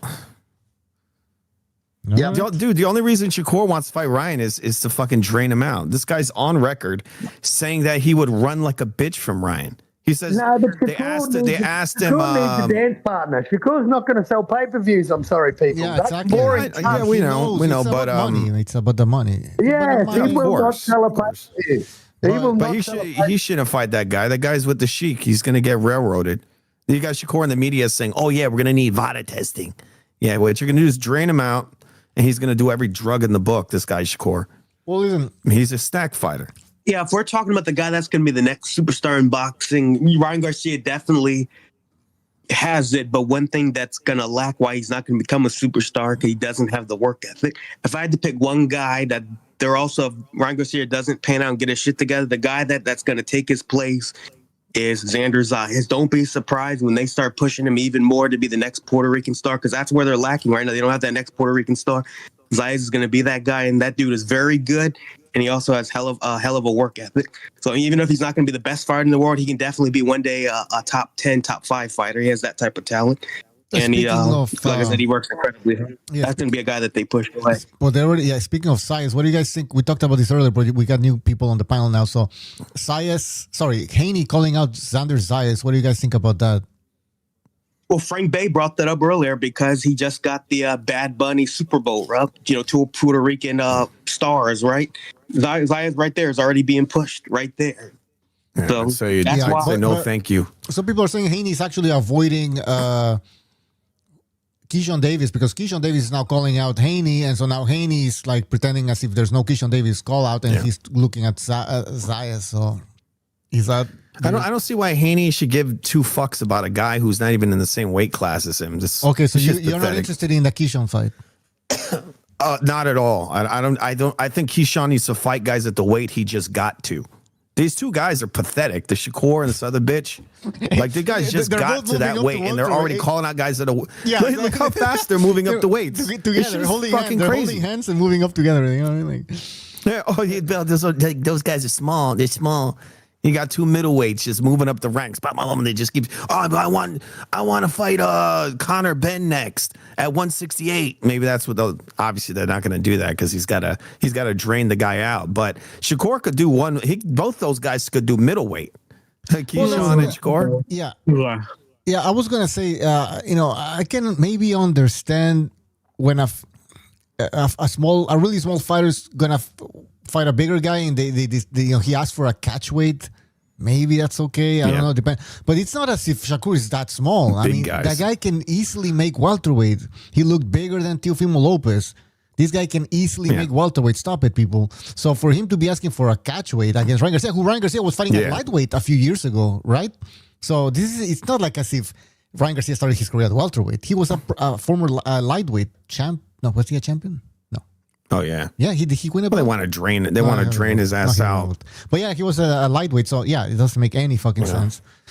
He would need to be retarded to fight. He would be dumb to fight Shakur. He wanted the Conor Ben fight too. He wanted to drain him and put him on a fucking rehydration clause. Like, just get in there and fight, you bunch of fucking faggots. Mm-hmm. Oh yeah, that's what they do. He's not a real fighter. He's a con man. He shouldn't even be in the position he's in right now. The fucking dude is boring as fuck. Now he's got this little title, and he doesn't care. He's just gonna try to cherry pick anyone he can get in there and drain themselves out. Yeah. The 144 thing with Ryan, I do not get. I don't understand it. Well, he's trying to give himself as much leverage as he can. He doesn't need Shakur. The thing is, he's a star. Shakur exactly. Shakur needs him. Yes. Shakur needs him, exactly. But if Shakur is so talented, then he doesn't need a catch weight against Ryan Garcia, because not only are they saying Shakur Stevenson extremely talented, people are saying that Ryan Garcia is the complete opposite. He's a fraud, right? And so then why does this super talented star need a catch weight to fight a YouTuber, as they call Ryan Garcia? Because he's on record saying that if he fought Ryan, he would run from him all night. He said this on record. When did he say that? A few years ago. He would run? He said some nights the reporter asked him, what would you do if you fought Ryan Garcia? And he says, some nights you just got to say fuck the fans. And he said he was just going to run away from the whole time. Remember, he says, you just got to say fuck the fans. I remember the context. So, yeah, okay. Holy shit. All right. And Bucha, why does he say that he's a superstar, but he needs a catchweight? Well, it's similar to the Devin Haney, the undefeated record. They got to make sure the only thing that they can sell right now is the fact that they have an undefeated record. Yeah. So they need an extra insurance policy by having unfair advantages. I want to say something about that. But first of all, Money Mark, thank you for your super chat. Really appreciate it. He says, Ryan gonna make a big statement versus Barrios. It's do or die for him, and he knows it. And no way I'm taking a bet if I'm him versus Shakur at 144. He's too big. No way am I taking a bet if I'm him versus Shakur. Yeah. Taking the bait. I think he's taking the bait like a catch weight. Meet me on 147 or nothing. I'm like a retard. I don't think. And you know what? You know what? If Ryan's got the belt, right? Say Ryan picks up the belt. Why the fuck does he have to drain himself down to 44 to fight that faggot? Yeah, it doesn't make sense. Because they're gonna try to bait him in, that fucking Sheik. Because he's literally in bed with that guy's best friend. It doesn't even make sense for Conor Ben. It doesn't even make sense for Conor Ben to give Shakur Stevenson a catch weight. Like, for what? None of those guys need to give him anything. He's not worth anything. But what's he going to fight Conor Ben at? Conor Ben hasn't even been at welterweight for 3 fucking years. Conor Ben's been fighting a middleweight. Yeah. So what's he going to drain himself down? What does Shakur want him at? What, 144 too? Plus rehydration. Plus It's whatever they can do to get an unfair advantage to make sure that their percentage of keeping that undefeated record increases. Because they know what Stevenson, if he has a loss, what's Stevenson's driving point to sell him in a fight? And people don't like watching him now. Now, if he's got a loss, why would people watch his fights? Yeah, exactly. That was the same problem Mayweather had. That's why he dragged. You know, he said he had against nightmares someone of losing. Yeah, go ahead, Carl.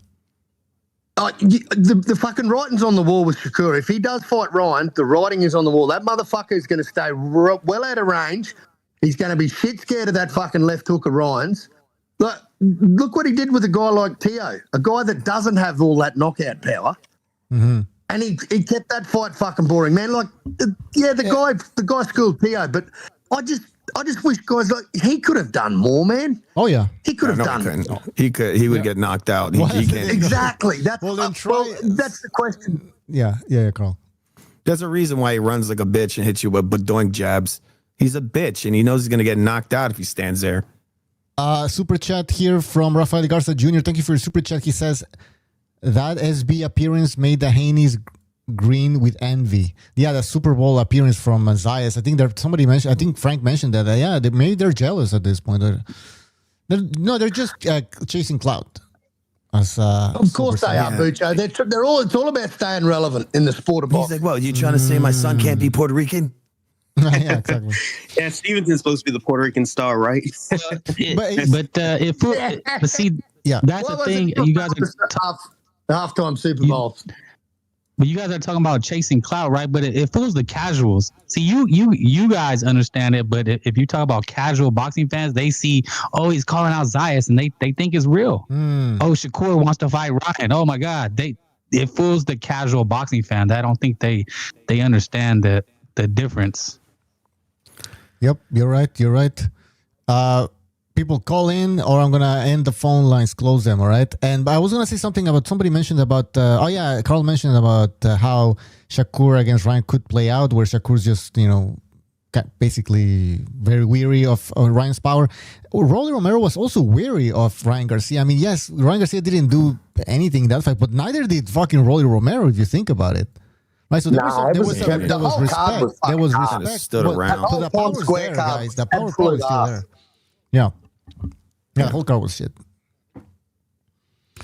But then again, come on, when you're looking at a Rolly Romero fight, what exactly do you expect him to do? I mean, he's a retard with boxing gloves on. Yeah, you know what I mean? But he knocked him down. Right? Yeah, but some people were saying, oh, he knocked him down. Yeah, but that was an early knockdown, and then he didn't follow it up. Right? There was a lot of respect. That's why it was such a bad performance, because Ryan Garcia was favored heavily to win that fight easily. So that's on Ryan Garcia. He spoiled a huge opportunity. He fucked up the bag. He fucked up. Ryan fucked up the bag. There's no one to blame but Ryan for that. Mm-hmm. That was his comeback fight, right? Everyone was hyping up, oh, he's coming back from this bullshit suspension, and he ruined his own hype. And you know what, man? That was the one leg of my parlay. That was the banker for me. I thought there's no way in the world Rolly's going to beat Ryan. And look what the fuck happened. That was a surprise. Man, I thought Ryan had blasted him out of there. I really did. All right, guys, I'm gonna end the phone lines over here. I don't think anyone's gonna be calling. We can talk again about Zuffa and the takeover that's happening. A lot of people are calling it a takeover now. They're becoming. What's the word? What's that sound? Somebody please mute the background noise. What the fuck's that word? I mean, they're convinced now that it's the real deal. Zuffa boxing is the real deal. The last card they had was they're late. They're late for this. These guys got billions of dollars. I don't know what these idiots thought. They're like, it's going to be like Showbox. It's like, yeah, okay, of course, yeah. The guy's got billions in the bank, and it's going to be like Showbox. Mm-hmm. Well, I mean, that wasn't going to be the case. They're making a league. Al Heyman also had millions, he's a con man and a thief. These guys have billions of many, many, many billions, and they're here to take over, to actually take over. That's their intention. They're trying to make a league like the UFC. I think when we get these signings this week, the new 3 signings, I think Andy Ruiz. I'm hearing Andy Ruiz is one.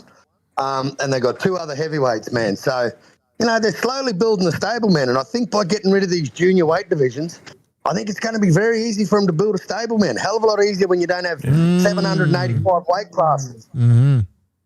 That's a great point. No, I think they're going to build up pretty quickly. They're already trying to get Virgil Ortiz. That's why Oscar's all bent out of shape and he's trying to sue. Yeah, I was going to say that would be hilarious if somehow Zuffa Boxing gets Virgil Ortiz Jr. after Dana White and Oscar De La Hoya had their little back and forth. Oh, De La Hoya's going to be so mad if that happens. Oh, Oscar can't. He can't compete with these guys. Well, their pockets are way too deep for him. Well, Oscar doesn't even have a fucking network. Guys. He doesn't even have a network deal. Oscar's got no network deal, man. He's got they've got a term sheet, but they still don't have a contract, man, since December 31st. You guys want to hear what Dana White had to say about Oscar De La Hoya? Here we go. What could you say? Oh, you heard what he said about Eddie Hearn? He said the guy's done nothing. Yeah, we played it. We're going to play it again if you want. But let's just play this one. He's talking about White is talking about De La Hoya. What more could you say or do to Oscar De La Hoya right now? I mean, this guy is good. The fucking the ship is sinking like this, and he's talking shit all the way down. So you're telling me there was no clapback Thursday, this last Thursday? That's weird. It's been so consistent. Where is he? I hope we see one this Thursday. I can't wait to watch it. You done with me? Good night, everybody. He's thinking he knows. I mean, he's basically insinuating that De La Hoya is done. And maybe he is. Oh, yeah. I mean, he's talking all this shit about Turkey. That was the dumbest thing he could have done. It's like, this guy's got deep pockets, and when he targets you, you're fucked. You work with him. It's like biting the hand that feeds you, mate. I don't get it. Oh, well, for sure. They gave, you know how much money he got from them? And not only that, future possibilities of working together are now destroyed because you're opening your mouth. You're just not controlling yourself. Now this is happening. He's probably going to lose Ortiz. He's burning bridges, man. He's burning bridges. You don't want to do that. You don't want to burn this bridge. This is the guy with the big money. And I mean, what's Oscar got left? He's got Kid Austin, Zerto Ramirez. Who's Oscar got left, man? Yeah, who's the prospect? Who's the prospects coming through Golden Boy, man? I mean, maybe he has. The only one is Junior. And if Ortiz leaves them, then he's got Ryan Garcia, and we know how inconsistent he is. So, I think he definitely will pick up more. But they're going to blacklist him. They're not going to do work with him. So if they corner the market and they have all the big fighters, he's shit out of luck because they're not going to work with him. So who the hell is this guy's going to fight? I mean, the PBC, that ship is fucking like Espinosa's in a whole world of fucking hurt. Al Heyman's turned fucking crown witness against him in the Floyd Mayweather case. It's just that it's fucking dog eat dog. Oh, they're taking all of them out. All the big promotions, that Turkey dude, what they're doing is going to take out most of those guys. Well, man, if Floyd hasn't been paid, if they've been doing some shaky shit with Floyd, man, and his accountants have come in and said, hey, we want the forensic testing done. We want the books. And then you got a dickhead like Espinosa turning around and saying, those records were ruined in a flood in a storage facility we had. They're not going to be very easy to get our hands on. That was fucking 3 years ago, fellas. Yeah, exactly. They're still looking. Not very, not very smart. It's not. And it sounds like the books are cooked. If I'm honest, if you make up excuses that your storage facility got flooded and the records got damaged, I mean, that sounds to me like the books are cooked, bro. All right, guys, let's listen again to what Dana White had to say about Eddie Hearn. Okay. This is like beating up babies. I feel like I came in and I'm beating up babies. Is that what he did at the Epstein house? Yeah, it sounds like an Epstein, something on the Epstein. He sounds like he knows some experience. I expected more. I expected some pushback. I expected some, them to be more game. They're all way out of their league. They're all these promoters are way out of their league. Was that a shot at De La Hoya for his coach? I think so. He was doing the Rock. Do you smell? It's like I expected a bit more game. Like he just sniffed the mic. Absolutely, about the positively out of their league. I don't think anybody looks at Eddie Hearn and says, "Oh, this guy's a visionary," or he's done. It's true though. I mean, we talked about this. The lack of vision, and none of these promoters ever shows anything new. All they say is we're gonna make the big fights. Well, I mean that's not revolutionary. You don't even have to say it. They're not doing anything. It's like, oh, I'm gonna do my job now. Oh, we're supposed to clap and applaud and be like shocked. It was ripe for the taking. That's what it was. He's basically letting the cat out the bag. The shit they were thinking about before they started this venture, right? Yep. They're like, this is a weak market. These guys don't know what they're doing. Let's just take it. And that's what they're going to do. Eddie Hearn's laid his own blueprint out. Eddie Hearn is a terrible, terrible promoter. He's horrible. In Canelo's words, he's horrible. And he's got absolutely no fucking idea. Like, what did he do with Boo Boo? He was harping on that he had fucking Boo Boo Andrade. What the fuck did he do with Boo Boo? Shit. He did nothing.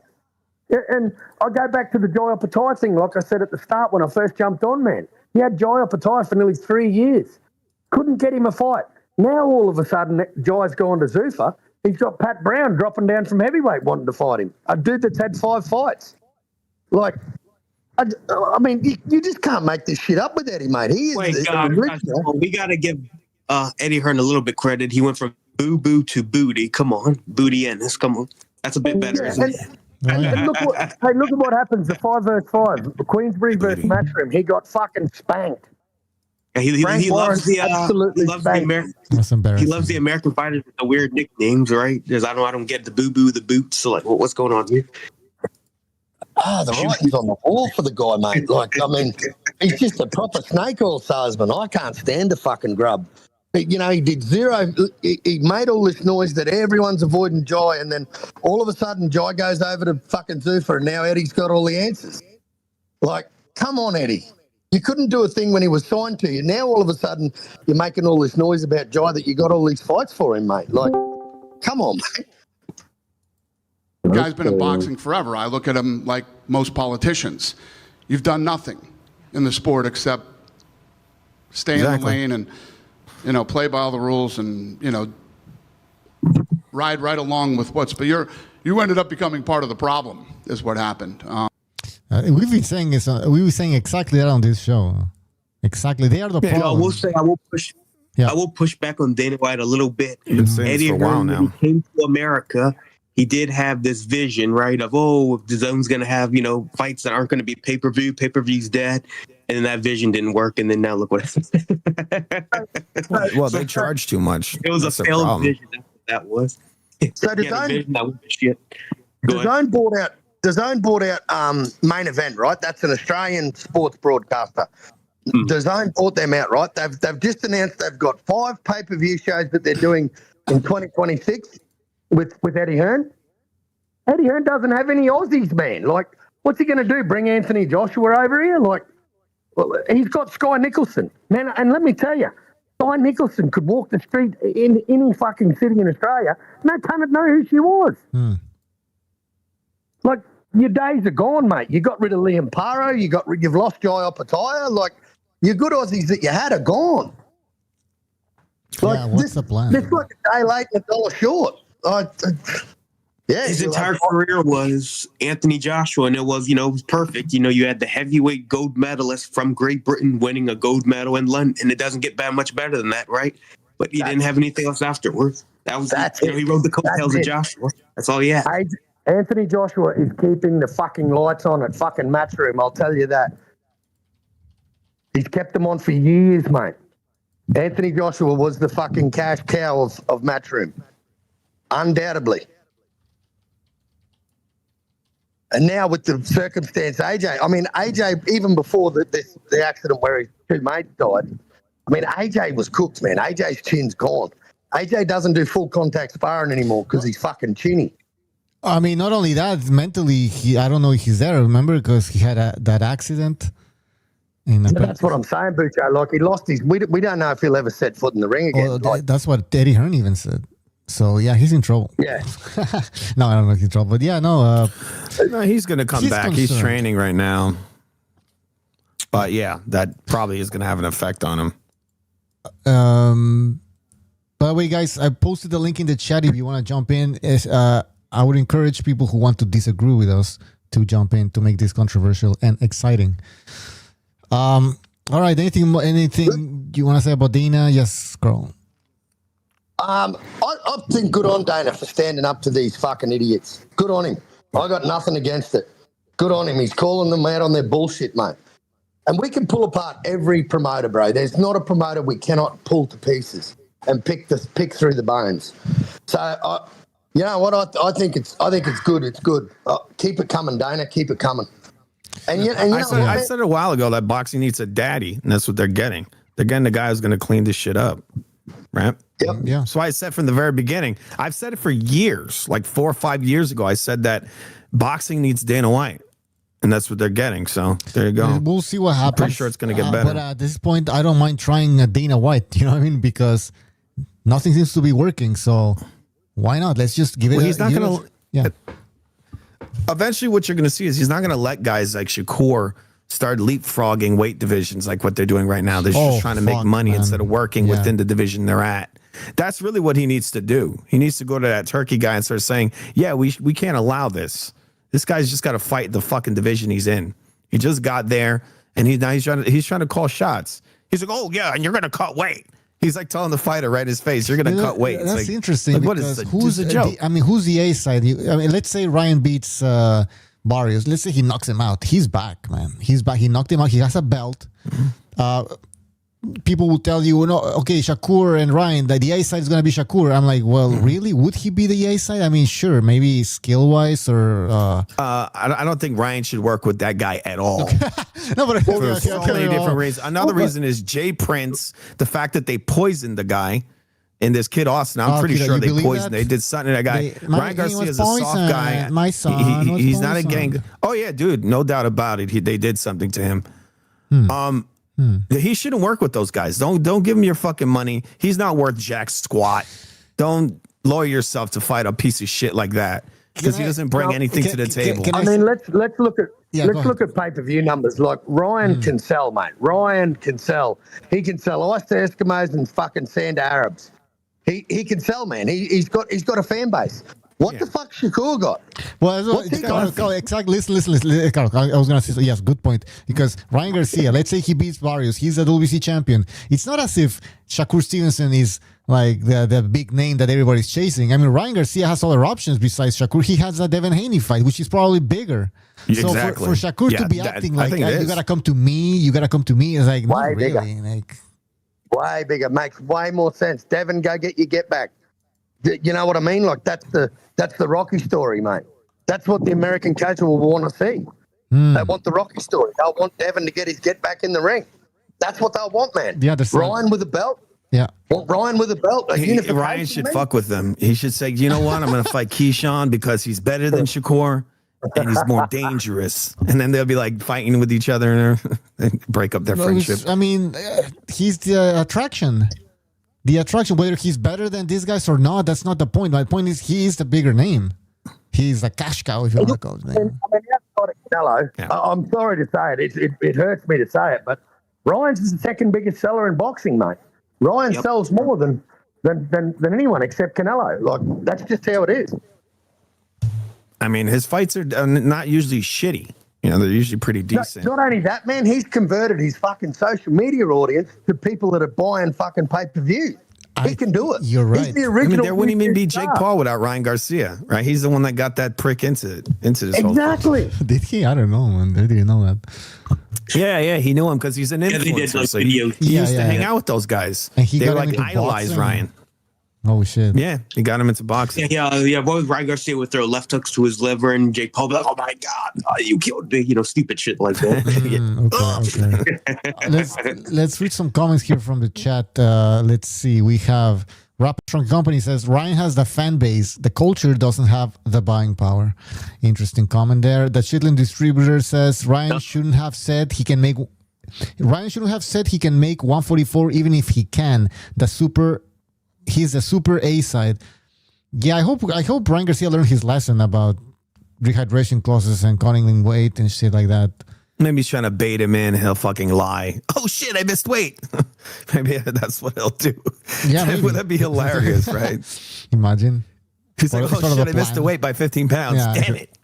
I was trying. No, I think he would just. Shakur would pull out instantly. Oh yeah, fuck yeah. No, there's no way he takes him.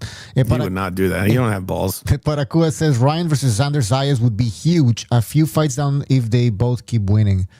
Maybe. But I think Zayas gonna move up to middleweight though. This guy is big for 154. Yeah, he's big. Yeah. Like that's the one guy. If I had to pick anyone outside of Ryan Garcia, because I just don't think he has the work ethic to be the next big star and to be consistent. The guy that does have that to be consistent is Xander Zayas. They're really pushing him hard to be the next Puerto Rican. He has a lot of pressure. He has a lot of pressure, but it seems like he's taking it well. He likes it though, because Puerto Rico needs, they need a star. What else do we have here in the news? You guys want to talk about Hitchens and Duarte? Any predictions? Oh, I'd probably say Hitchens is going to win it, but Duarte, he's decent. I was talking with Bulby about it, man, and Bulby was saying, that he's changed. He's a different fighter since Ryan knocked him out. He's gotten better with Robert Garcia. And I mean, if there's one guy that can turn him around, man, it's definitely Robert Garcia. But I don't know, man. I don't know. Yeah. I don't have as much faith in Duarte as. I think he could pull it off, but I think if you're going to go by percentages, I think it's a higher likelihood that Hitchens is going to. People bring up the Lemos fight where Hitchens struggled against Lemos. Fight. Yeah, go ahead. The Paro. Mm-hmm. He didn't struggle with Paro, man, and I thought Paro would give him all he could fucking handle, and he made that look really simple and really basic. I think when he's threatened by the power, that's when you see him do a lot of Hitchens as bike in this one, because Duarte, if he has anything, Quentin, I think that goes for all slick fighters. When they feel someone's power, they tend to get a bit ginger and then stay at distance. Keep that fight long. Mm-hmm. And then they just have these picky pot shot fucking, as Fu would say, yeah. You're right. I think a lot of slick fighters do that, man. What else do we have here? Because you guys weren't here. Gary Anton Russell against the Japanese Andy Hiraoka for the WBA super lightweight title. That's a good fight. It's a good fight. I like that fight, and that for me, that's the fight of the night. That's the fight I'm most interested in. I got Gary Antoine Russell knocking him out. I think Gary Antoine Russell. I think this Hiroka dude, he's going to be eating sushi through a straw by the time fucking Gary's finished with him. Anybody else? Yeah, I don't think Gary Russell's going to dominate him. I think it's going to be more of a majority type decision by him outworking him, because that's going to be the classic. It's one of my favorite matchups: boxer puncher versus pressure fighter. Hirioka is the boxer puncher, and then you got the pressure fighter Russell. So I would be surprised if this fight's not good. I think it's going to be probably the best fight on the card, in my opinion. Has Shakur talked about Antoine Russell, or because I think Hell no. Hell no. He's talking about Ryan Garcia. Hell no. But he's not talking about Gary Antoine Russell. Interesting. Or Hitchens. Yeah, exactly. Well, you know why that's crazy? Because they're in the same fucking division. Isn't that fucking? Oh, yeah, that's weird. I know. Call me crazy, but calling guys out in your same division just doesn't seem to work these days. Yeah. I don't know, man. I don't know, but he, to me, he's always like that desperate stripper trying to get $5 out of a dude for a lap dance. That's the kind of guy I think he is. Yep. That's a very good analogy. Fight Sports Talk in the chat says Ryan is ultimate garbage. All right. Well, apparently everybody wants to fight the garbage, which is interesting. I don't understand like that. Like, no one who calls Shakur garbage. We call this guy garbage. Come on. Well, I mean, I guess they're talking about the fact that he didn't do anything against. A guy who's actually brings eyeballs to boxing, who's exciting, who gets knockouts. He didn't do shit. He looked terrible against Rolly Romero. People have not forgotten about that. Shit happens. Shit happens. They also all said that he was going to lose to Devin Haney. They're like, oh well, look, but he lost to Tank, and then what happened? Well, I think Beat the Fight guy Sports all is over a the big place. Stevenson fan, isn't he? So, he's trying to build a rivalry with Stevenson. Stevenson is a curse to the fucking sport. He's the reason why the sport was going under. Yeah, Stevenson's a solid fighter, but just incredibly boring. Like, I do not want to see all these point-based fighters. I'm sorry. He's an amateur. He's an amateur fighter. I mean, just look over history, man. The boring cunts don't sell. They don't sell. I'm not having a barbecue and getting a pay-per-view, getting some mates over, have some steaks and some beers, and then go, oh, let's put the Shakur fight on. Watch this, guys. This is going to be awesome. My Carl, I used to invite people over to the He runs around and touches you with his glove. I used to try and get my friends into. I used to try to get my friends into. Come on, guys. I used to try to get my friends into boxing, and I invited them to a bar, and we used to watch fights. And it was back then when Floyd was fighting. And then I realized this is a terrible mistake. Why am I bringing my friends to watch a fucking Floyd fight? They're all fucking bored. I'm never watching boxing again. They never came back. They're like, fuck this. It's definitely not to happen. Can I just comment on whoever called me a Shakur Stevenson fan? I don't know where you get that from. I've never liked Stevenson, like most people. You're lying, but go ahead. Yeah, Well, it's funny because every time you on here, you send them a whole lot. That's one thing. You definitely just send them a whole lot every time you get on. Fight Sport. What are you talking about? Fight Sport. You've been listening to everything we've been saying, but you said Ryan is garbage. Just tuned in. Okay. Yes, Ryan Garcia is we were talking. Is this the PBC cook? Yeah, we weren't. defend. Listen, I'm not even arguing that this guy is talented or anything like that. I'm saying he is an attraction. He brings people. He puts them in the seats and everything. All right. This is how we're gonna see if Fight Sports is a Stevens fan. Is Stevenson he's boring? His worst enemy, Ryan. When you watch Stevenson, is he boring or is he fun to watch? Of course, he's boring. What do you think I was gonna say? Okay, I thought you were going to say that you love. Why do you feel the need to say Ryan Garcia is garbage? Because he is. Well, we're talking about that if he beats Barrios, he's in a very good position to get any fight he wants. Shakur's already calling him out. Well, I agree with you. He'll be in a position where he'll probably be able to get fights if he beats Barrios, but I'm talking about his skills as a fighter, and given the level of he beat Shakur in the amateurs. He just supposedly got robbed. He beat Shakur. He beat Ortiz as well. He beat a lot of guys. He has a very decorated career. He's in the amateurs. Amateurs, but I mean, Shakur fights as an amateur as well. Yep. He literally fights in an amateur still style. fighting as an amateur today. Yeah, as a pro, he brings in an amateur style, which is I think he's slightly burnt out. Extremely boring, Ryan. Yeah. Oh yeah. You're not supposed to be able to fight as an amateur in pro boxing. That's why it's clean, effective punching, not doink, little touch. That's not supposed to count. I agree with you, but hold on. My comment, I don't know who misunderstood this. My comment was never Shakur Stevenson is fun to watch. I just said, for his skill, for his supposed talent level, Ryan Garcia is garbage. I never even mentioned Shakur. He's boring. Yeah, one thing the thing I liked, man, drugs aside, whatever, the way Ryan dealt with Devin Haney, to me, I've never seen that happen to Devin Haney in my 6-7 years of watching fighting on YouTube, man. I've been on this shit. I have never seen anyone deal with Devin Haney.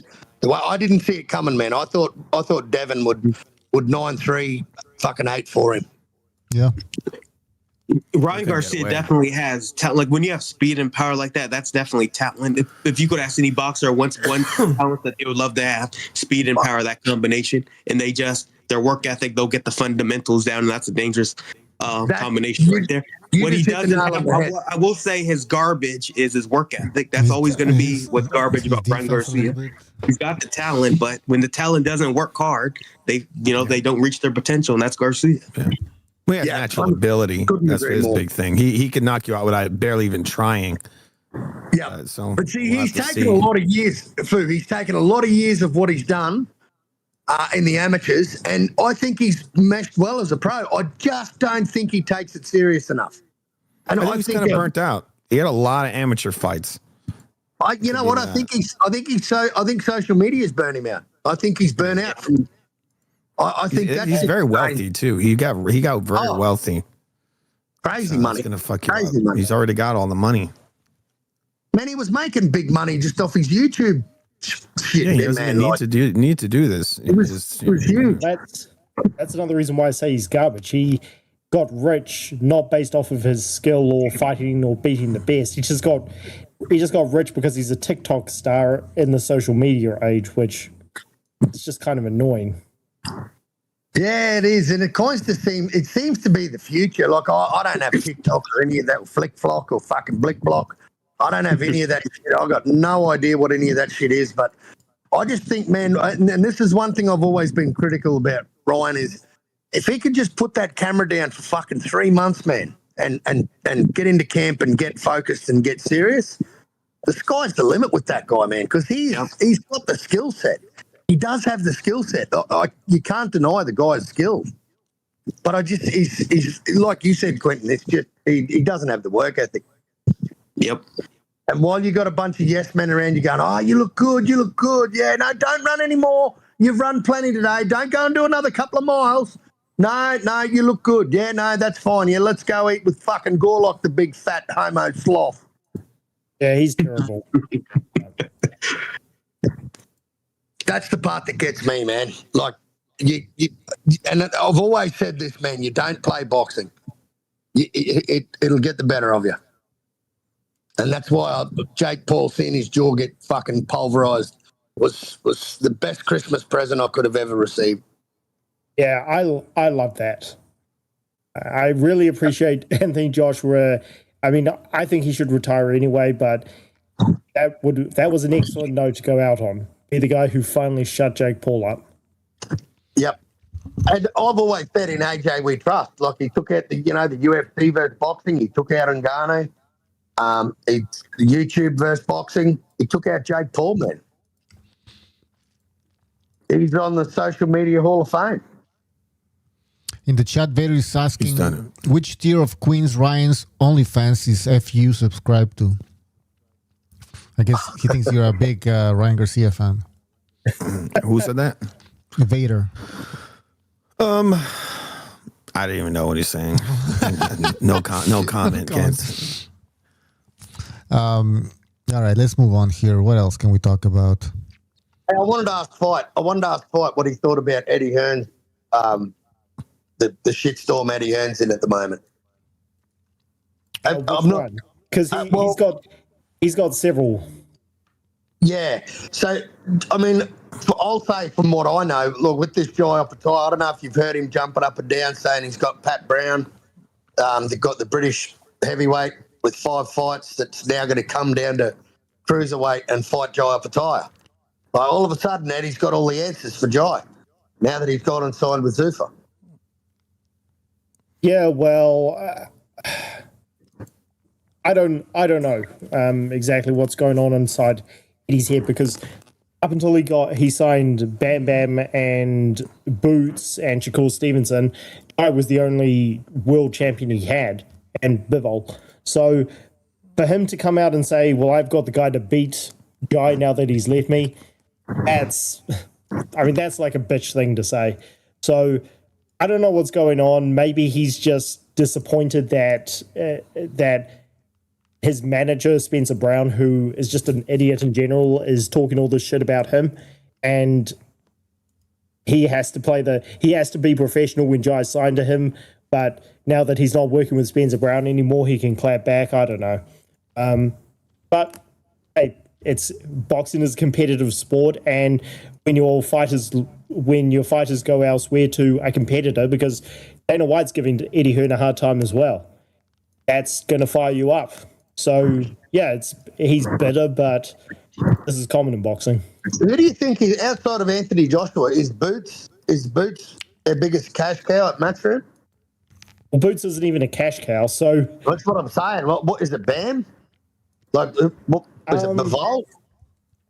Well, definitely no. It's definitely not Bivol. Bivol's a great fighter, but he's not a cash cow. So Eddie Hearn at the moment doesn't have a cash cow, which, I mean, his cash cow is his business model opportunity with Turkey and working closely with Frank Warren. But yeah, he doesn't have a big cash cow in the sport. But by saying that, now that Tyson Fury is basically retired, like I know he's coming back, but he's done.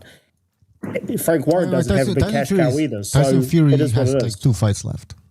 More than We're getting the trilogy, mate. We're getting Don't give me that shit. No, Tyson Fury's done it. Tyson Fury's done it at elite world level. Usyk cleaned his clock twice. No, so really, yeah, but that's. I mean, I think Fury he can still beat some of these guys. I mean, let's be honest. It's not. I think he's going to try. Yeah, I think he's going to try to fight Wilder again. I'll be shocked if he fights Wilder again. I'm not even joking. I'm telling you, he's going to fight Wilder again. If Wilder beats Chisora, you're gonna see him fight this guy again. I'd rather see Wilder and Joshua. That makes more sense. Well, I don't think Wilder's got a fucking snowball's chance in hell of beating a seasoned vet like fucking Chisora. Not with that fucking little porcelain chin of his. No way in the world. I think Chisora knocks him out. The way. I think he knocks him out too. I've got it. I've got money on it. It'll be before the 4th round. Wilder will be fucking doing that pirouette, like running away like he did with Zane. You watch. Just also on the Makmadov fight, I agree Tyson Fury could beat a few more world level guys, but he's definitely not going to be fighting for the belt again unless he gets some super undeserved title shot. And as far as being an elite guy, that's what I meant when I said Tyson Fury's done. By the way, in the chat, Taco says, Fight Sports Talk was talking a whole bunch of garbage about BDA. Yeah, I heard that. You were saying we were racist. That's not true. We were racist. No. It's okay. Come on. Don't worry. Butcho, no, don't do this. Butcho, it's okay. I didn't say any of that. Look, this guy took my comments way out of context. BDA even pulled up on IBFP show and we chatted for a bit. So I did not say that. Hey, listen, you can say whatever you want over here. That's the whole point of it. I did not hit her. I did not. I didn't say that. I did not hit her. Okay, what I did say. This is bullshit. Thank you, doggy. Goodbye, doggy. All right, guys, listen to Timothy Bradley explain why Keyshawn Davis beats Devin Haney. Yeah, and he didn't do shit. Keyshawn and Norman Jr. are two different people. Two different people. Yeah, shit. Two different. Keyshawn Davis got skills. He got skills and he got belief in his damn self. Davis got skills. Shit. He got skills and he got belief in his damn self. Skills and belief in himself. No. Why is he so pro Keyshawn Davis? Is that Tim Bradley?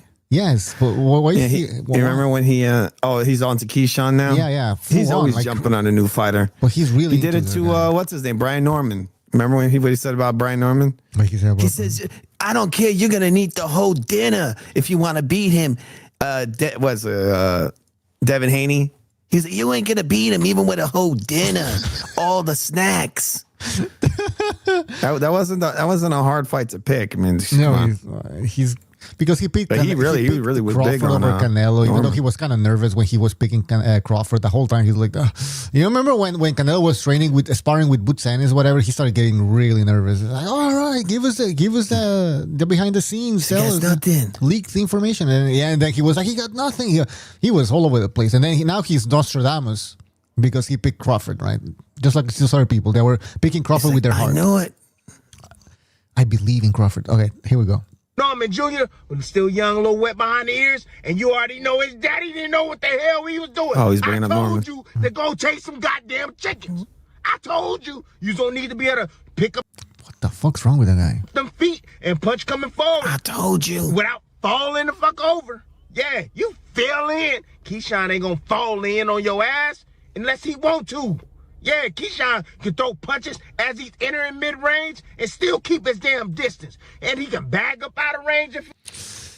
You're this saying again, him doing this again? For you, all of this is bullshit to you, right?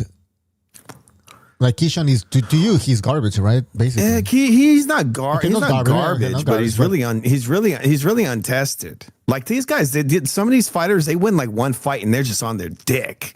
instantly. I was talking to I did a show the other day, and somebody was in the comments, and they brought up Fundora. I'm like, look, this guy just destroyed this undefeated fighter twice, just beat the living fuck out of him, right? He beat the shit out of that guy that Ortiz just fought as well. He's the one that beat that guy into the dirt and almost ended his career. Like, he's just beating the fuck out of these high-level guys. No one's ever saying this guy's a good, right? Even though everybody's ducking him. Remember how they were all calling out Fundora? All of them were calling him out. Crawford's like, I want him. Boots is like, I want him. And then as soon as he beats the fuck out of Tim Tszyu, they all disappear. They're all gone. You know more than me. That's actually not true. Apparently, Crawford called out. That is true. That's what happened. Crawford. No, nobody ducked Fundora. They were all calling him out. And then as soon as they saw that beating, they took his name out their mouth. There is an interview of Andre Ward interviewing Crawford. And in that interview, they say that Crawford wanted the Fundora fight, and Fundora ducked Crawford. Yeah, of course. Of course he ducked. That's definitely not true. But Andre okay, so Ward okay, tell us FTS, whatever. What's the truth? What happened?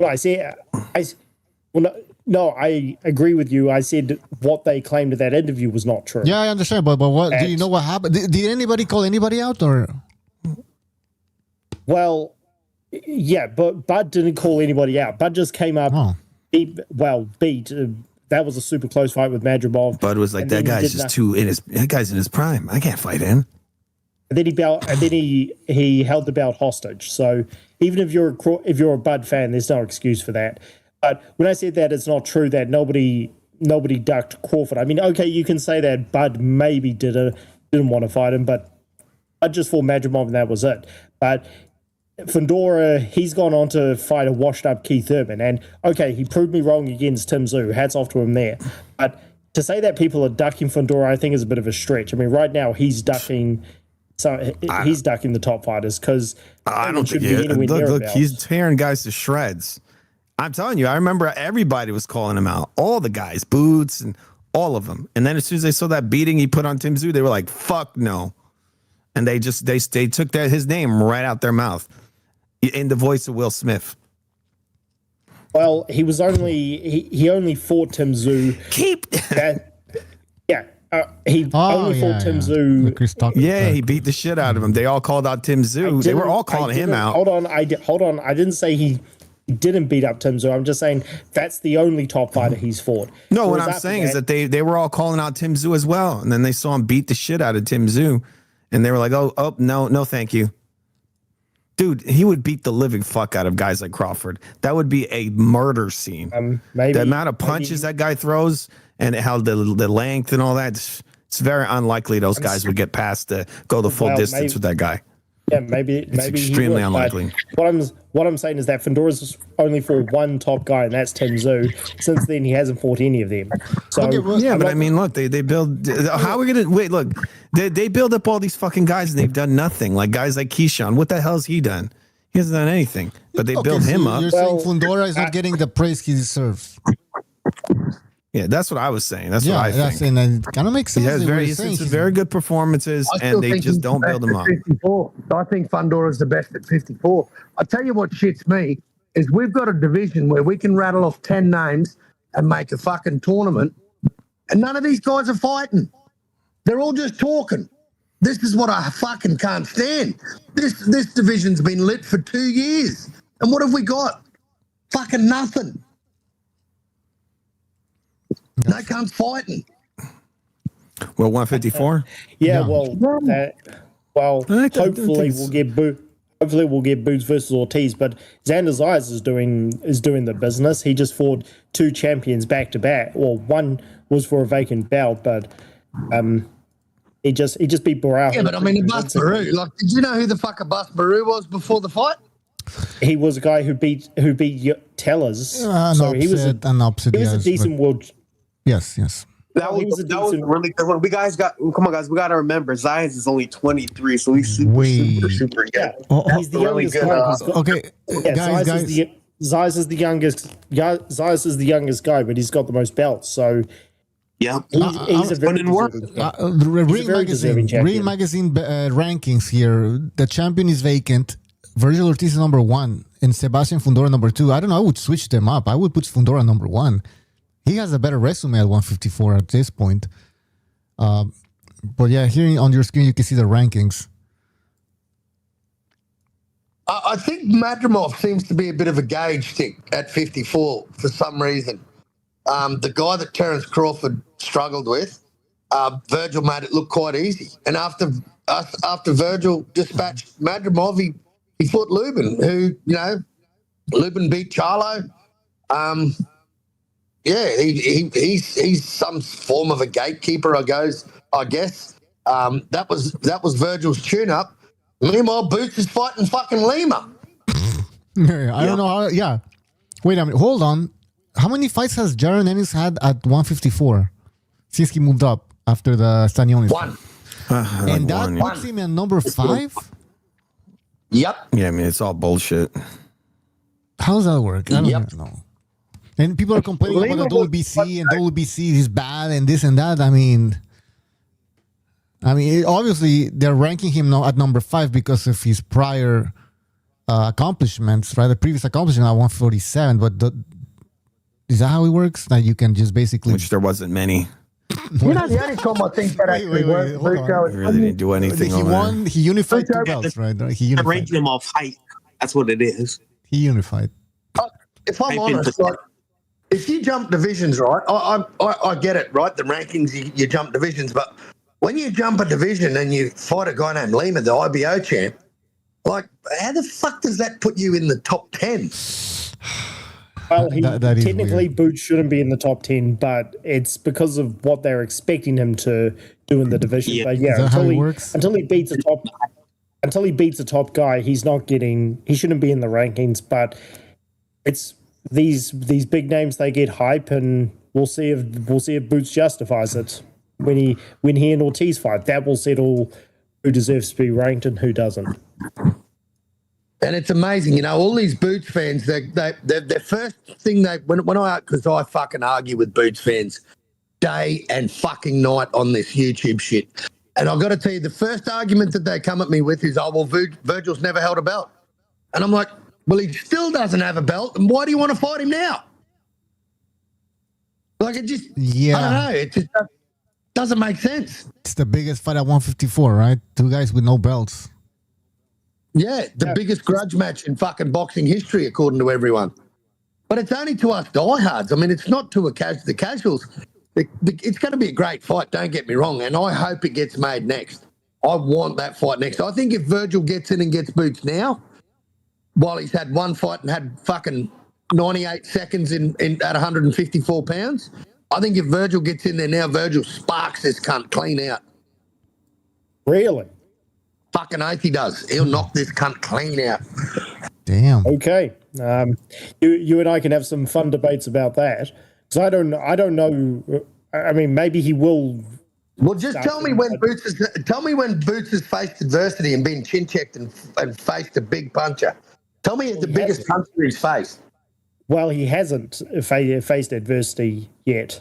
I mean, the same goes for Keyshawn. And I thought Ortiz was going to beat him, and he dominated the fight. So I think Boots is probably in a similar position. Yeah, he hasn't faced adversity, but I think he's going to do fine when he does. I don't know where this narrative of Boots being a quitter comes from. Well, I mean, we don't know if he's a quitter because he hasn't faced any difficulty in the ring. He's fighting cherry-picked, washed guys and midgets. I mean, I don't know. But some people do say that he's a quitter, and I just haven't. I'm not saying he's a quitter. For me, the eye test, Virgil's ticked all the boxes for me. He's ticked every box that a prospect should do that comes from prospect to contender to a championship fighter. I think Virgil has ticked all the boxes. I've seen Virgil get dropped, wobbled, come back and fight brilliantly. I've seen him face someone like a Madrimov that gave Terence Crawford arguably one of the toughest fights of his career. I mean, he beat him. He didn't just, wasn't just hard. It was a loss. I had it 7-5 to fucking Bud, man. Yeah. But at the end of the day, I thought it was pretty clear. See, and then I watch a guy and say never to use a triangle. They get special treatment, you know.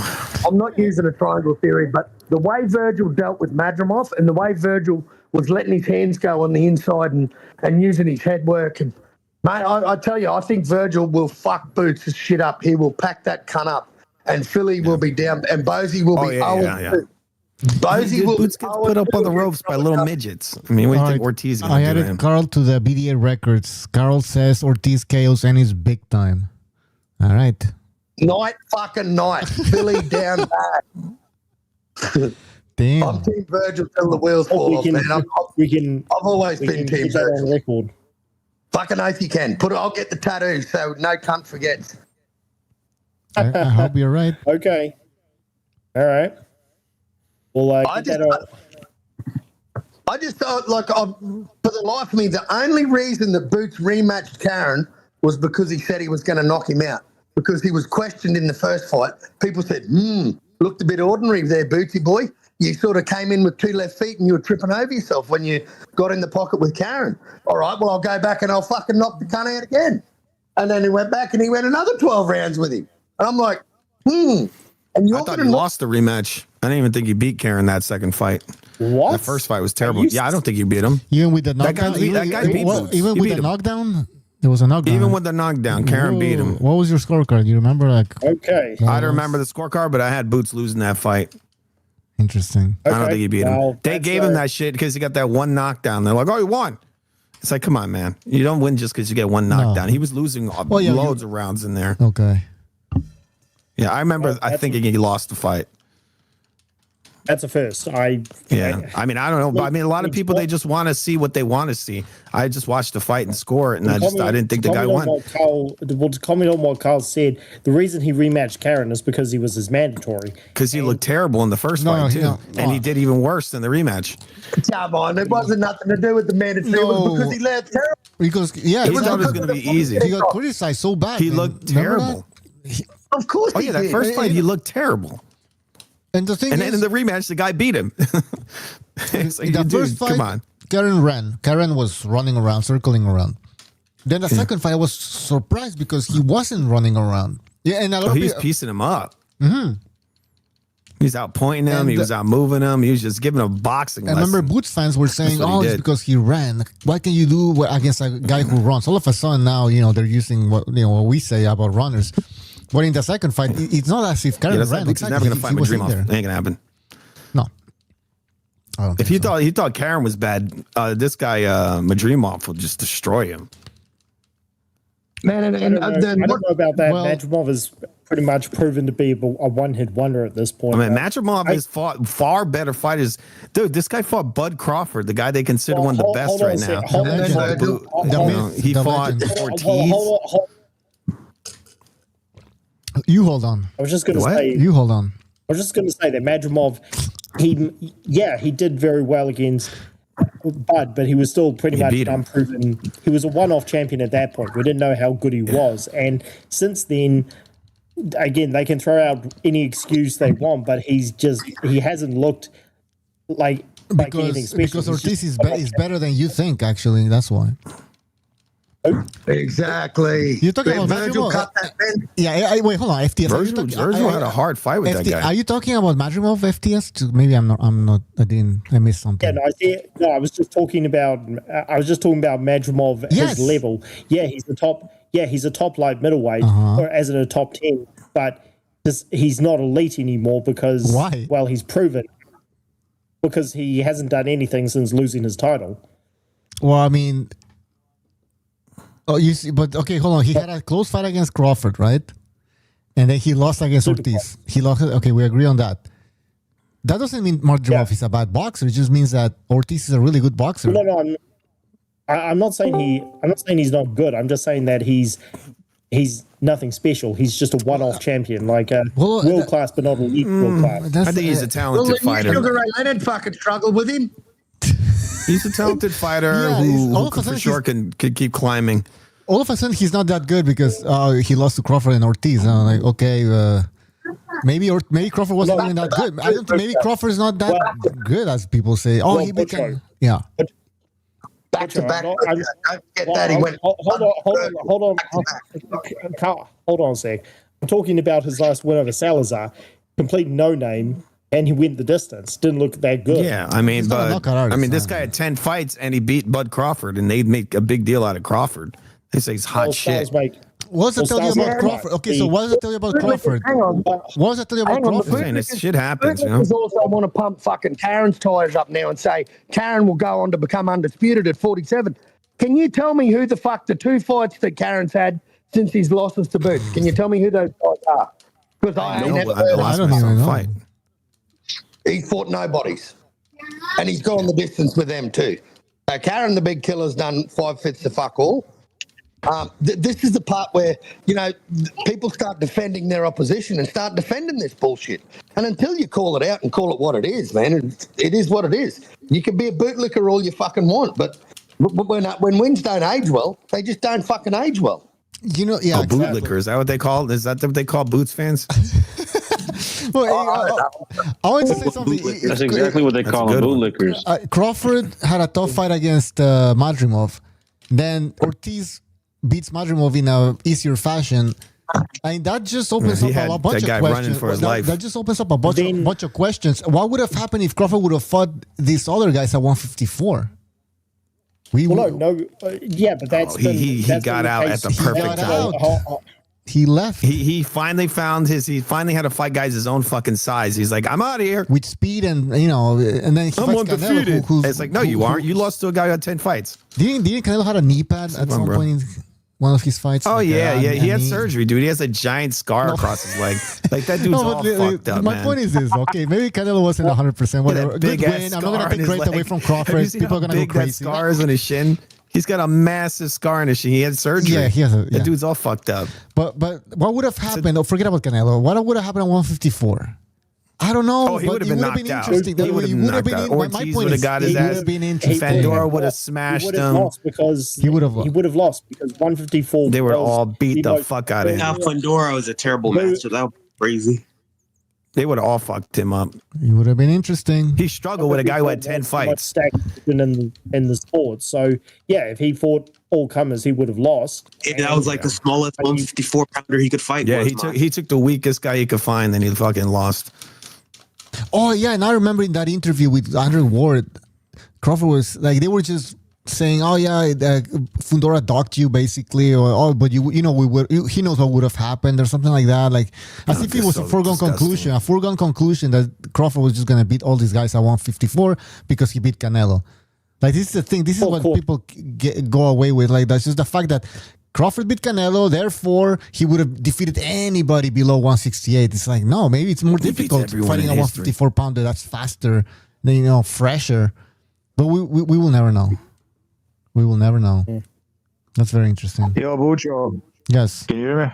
Yes, sir. Go ahead. Bro, just give me for my prediction, I'm going to put Barrios on decision. Okay. You want to give us some background? The reason is because Ryan is burnt out. It doesn't seem like Ryan doesn't have what it takes to...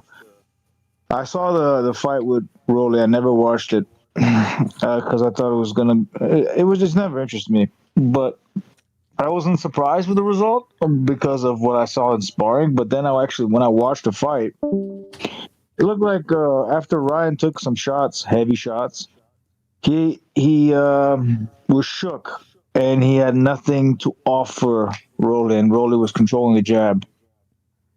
If Barrios and his team see that, they're gonna take that and ride it to a W, because he's just I think he's kind of I think he's burnt out, like someone else over here is saying, but I think he's mentally checked out. He just doesn't want to admit it. Maybe because of the results with the Haney and shit situation, and they were kind of thinking about robbing him in the Rolly fight as well. He was winning the initial rounds. He was like 5-1 or 2-4 in the first 6 rounds, something like that, and then he just started to fade as the fight continued, and he faded more and more and more until the point where he was not even throwing any more punches. In the 12th and 11th, he's not there no more, bro. I don't think he's gonna win. I think Barrios is gonna take it. What about Garcia's corner? I think his father's gonna be in his corner. I don't know, man. I can see that. It's just thing he can pull it off, but I don't think so, man. I don't know, man. With him, with Rolly was the one that he should have easily beaten. But as I said, He, after getting dropped in the first round, and he was winning the rest of the fight, and then after 6, it was just like he died out. And if you want to beat Barrios, you need to punish him for a little bit longer than that to get him out of there. I think you should punish him a lot more to get him out in the 10th or whatever, or 11th or something like that. I think that would be a perfect example of what Ryan should be able to do to him. All right. Well, I got your prediction, and we'll see what happens. Can I just rebuttal that? Can I just quickly rebuttal that, Gypsy King? I just think, man, Barrios looked like fucking ass against the 47-year-old Pacquiao. I agree. Who was that guy? Well, it's Pacquiao, man. It's the legend, right? No, Pacquiao still got good feet, man, for his, how old? Yeah, but come on, 46, man. It's like, come on. Yeah, he looked, because because Pacquiao's feet move, he couldn't, see, the thing with Barrios, he still caught him a couple of times, but I think Pacquiao should have got the W. He actually beat him. And but the boxing politics played a factor in that. I actually picked Pacquiao to beat him, and they gave it a draw, which is horseshit.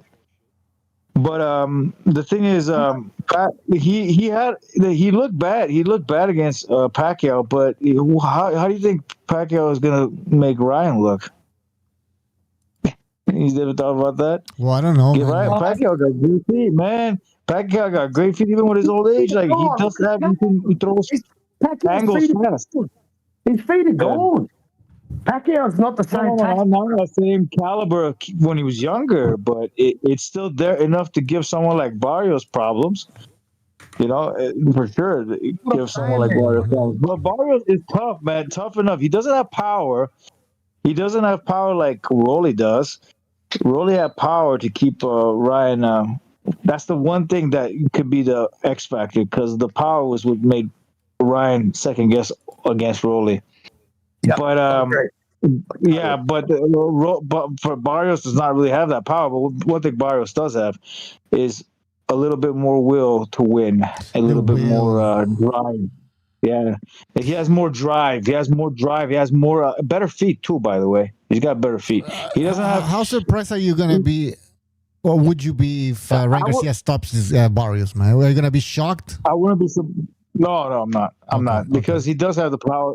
He does have the ability to stop him, but I just don't believe he does have it anymore. All right. I don't. He's just like, I think they took the steam away from his W with Haney. Yeah. And he just went on hiatus to on cocaine and binging, and who knows what he's been doing? I don't know what the hell he's been doing. He's not the right. And I see him I seen him train, and they say you fight like you train, and the training footages, it's like, he's not moving his feet as much. He's like, we get the point. We get the point. We get the point. So, yeah. I mean, you might be right. With Ryan Garcia, we don't know at this point what the fuck where he is. What do you guys think? That's what I'm saying, bro. What do you think about this comment? More BDC in the chat says Fundora would knock out Crawford's little ass. Anybody? No, I don't think so. I say fact. I think probably the opposite. The opposite will happen, probably. The opposite. But why do you think Crawford? Why do you think Crawford fought Madrimov and not Fundora? Why do you think he challenged him for his belt? Yeah, what do you think? Crawford was. Why do you think he fought the littlest guy? Why do you think he fought the littlest champion and not the biggest one? Well, he was managing his career for the biggest payday with Canelo. Yeah. Wait. So Madrimov was managing a big payday? I think he's a big payday or something? He's a trash bag in this sense. Anybody in 154 besides Virgil Ortiz was the only stylistic matchup that I saw. Have a belt. He's a fucking nobody in 154. He was the only one that would give him fucking serious hell, like serious fucking problems.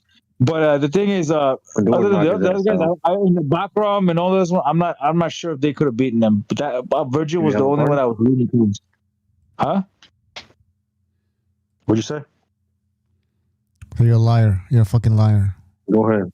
I always said it. I remember when I told you, Bucho. You remember I told you that I think Virgil can beat Crawford. This was like way back. I think Virgil's the one that could have pulled it off because of the amount of punches he throws, the angles and everything. And but I'm not saying he could 100%. That's the only person that I saw in that 154 that could have done it. But Bakram, I didn't even know who Bakram was. But now Virgil, I think Virgil could beat Bakram, even though Bakram has been beaten by Josh Kelly, supposedly. I haven't even seen that shit. He outboxed him. I think Virgil's still the best in that division, even though he doesn't have a belt. But you know what Crawford fucking he's just a fucking weak ass champion. His whole career just ends up being weak. He's got two fucking names on his fucking resume. That's Errol Spence and Canelo. Both of them were at the later part of the career. One was completely destroyed. And before he even fought him in a car crash. And he pretty much ducked Canelo's rematch. With Canelo asking for a rematch, the rumors are going around. They don't know nothing. They don't know what to say. They don't know nothing. They can't say anything because the motherfucker said, "I want a rematch." Well, he just said it again, right? He ducked them. He's just, I'm gonna go in retirement. If you're gonna retire, you announce your retirement in the ring. If you're down to do that, that's it. You announce it right then and there, just like how what's his name is gonna do. I don't understand why it took so long for him to retire. I think he was looking for other fights. Maybe big paydays without they were talking high about. No, he was talking about. Who was he talking about? He was scoping out another fight, wasn't he? He was trying to fight Johnny Bag. Johnny Bag, no? Johnny Bag. There you go. And then Johnny Bag had that weird. He turned up to the had that weird drug test that wasn't really that weird drug test that we never heard about again. Oh right? yeah, what happened with that? Yeah. He's been cleared. We never heard about it again. He's been cleared. Johnny Bag will rip his head off and drink his blood from his neck, bro. Very That's how it's horrible. It's a horrible matchup. Janabek will destroy that dude. That's why they intentionally did that shit. Janabek is a nightmare matchup. He's a sick. I like what I see from Janabek. He's a very very.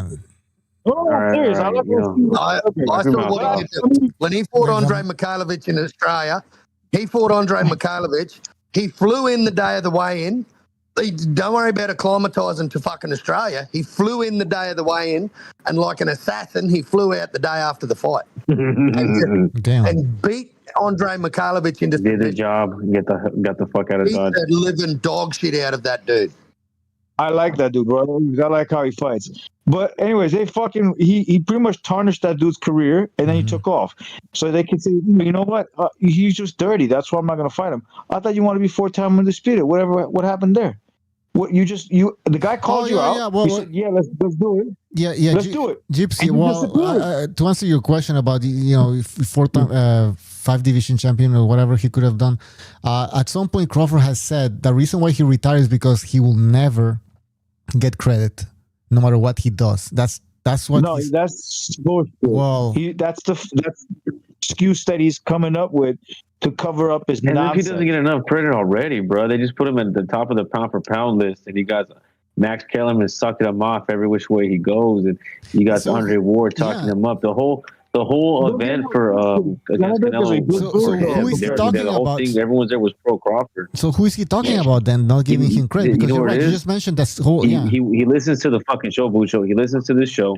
He knows we're speaking the truth. We know you're a fraud. We know it hurts you deep down inside. Interesting. That's what it is. Because he's a fraud, but don't get it all twisted. He is a talented fraud. He's a talented fraud. He's still a very great boxer. He's a very good boxer, but he's a fraud nonetheless. Why is he a fraud? Why is he a gypsy fraud? Look, he has imposter syndrome. He feels like he shouldn't be where he's at. He should feel like he should be. He knows he shouldn't. So that's why he's like arguing against it. Guilty conscience. Yes, yes, it's consuming him. He's a fraud because 3 years ago, if he fought Canelo 3 years ago, it would have been a different story. He fought Canelo when Canelo was already is not. You could tell. I mean, with that fucking Puerto Rican that he was supposed to knock out, he never did. That was a good example. I made a video on that shit. He's supposed to be knocking him out, but he's not there. Canelo's not at that caliber as he once was when he fought Bivol, and he wanted a rematch with Bivol. That was the last peak we ever saw from Canelo. That's it. He was never the same after that. Whether that's getting off the drugs or whatever it is, because everybody does drugs. It's just allegedly. Everybody does the shit. It's not the same. In fact, the effects are not the same anymore as they get older. But and plus he's an alcoholic, unlike Bud, who doesn't drink, doesn't smoke, supposedly, whatever, all that kind of stuff. Allegedly, yeah. In the chat, Guy with the name Bud doesn't drink or smoke. Get out of here. And in the chat, I know. I kind in the chat, SJK says, yes, you can say Crawford is overrated, but a fraud, really? And he's laughing at you, Gypsy. Yeah, it's fraud because his gloves exploded. Till this day, I have not seen anybody's fucking gloves explode, bro. Come the fuck on. He fought a guy that came off a car crash, looked like he had fucking brain problems. What are you talking about, man? There's a fraud aspect to him, for sure. 100%. Where's the View TV to jump in? Janabek was cleared of the doping allegations too, fellas. So that's part. So what the That's hell? very That is interesting. weird. How it's very interesting. It's very interesting how it makes headlines when his A samples failed, right? But when the B sample's cleared and he's good to go, if you really want to fight him, you can fight him now. You don't hear nothing else about it ever again. It's like almost it never happened. Weird, right? Yep. He's a fraud because when Canelo called him out, the literally day after, he said, "I'm retired." No, I retire. He said, "I retire." You know, it's crazy. It's crazy. I Golub retire. Janabek holds his titles for as many years as he does. The first unification fight he goes up in, he pops 30. That's crazy. The first unification fight is where he tries to unify with Lara. He pops 30. I'm still trying to see Shakur Stevenson, Teofimo Lopez's actual full fight. I want someone to download that shit, upload it up to the fucking so I can actually watch because I think shenanigans happened in that fight. I think he was told not to go. But Canelo, Teo, and Shakur. I want to see It's Teo on YouTube, Shakur. dude. It's on YouTube. It's very easy to find. I never want to see that shit again. I never want to see that shit again. What are you looking for, Gypsy? I feel like every time he stepped onto him, I don't think he tried to actually hurt the guy. That's a possibility. Okay. Are we going there, Gypsy? Gypsy, you don't want to go there. You don't want to go there. No. There was this thing with the Santos.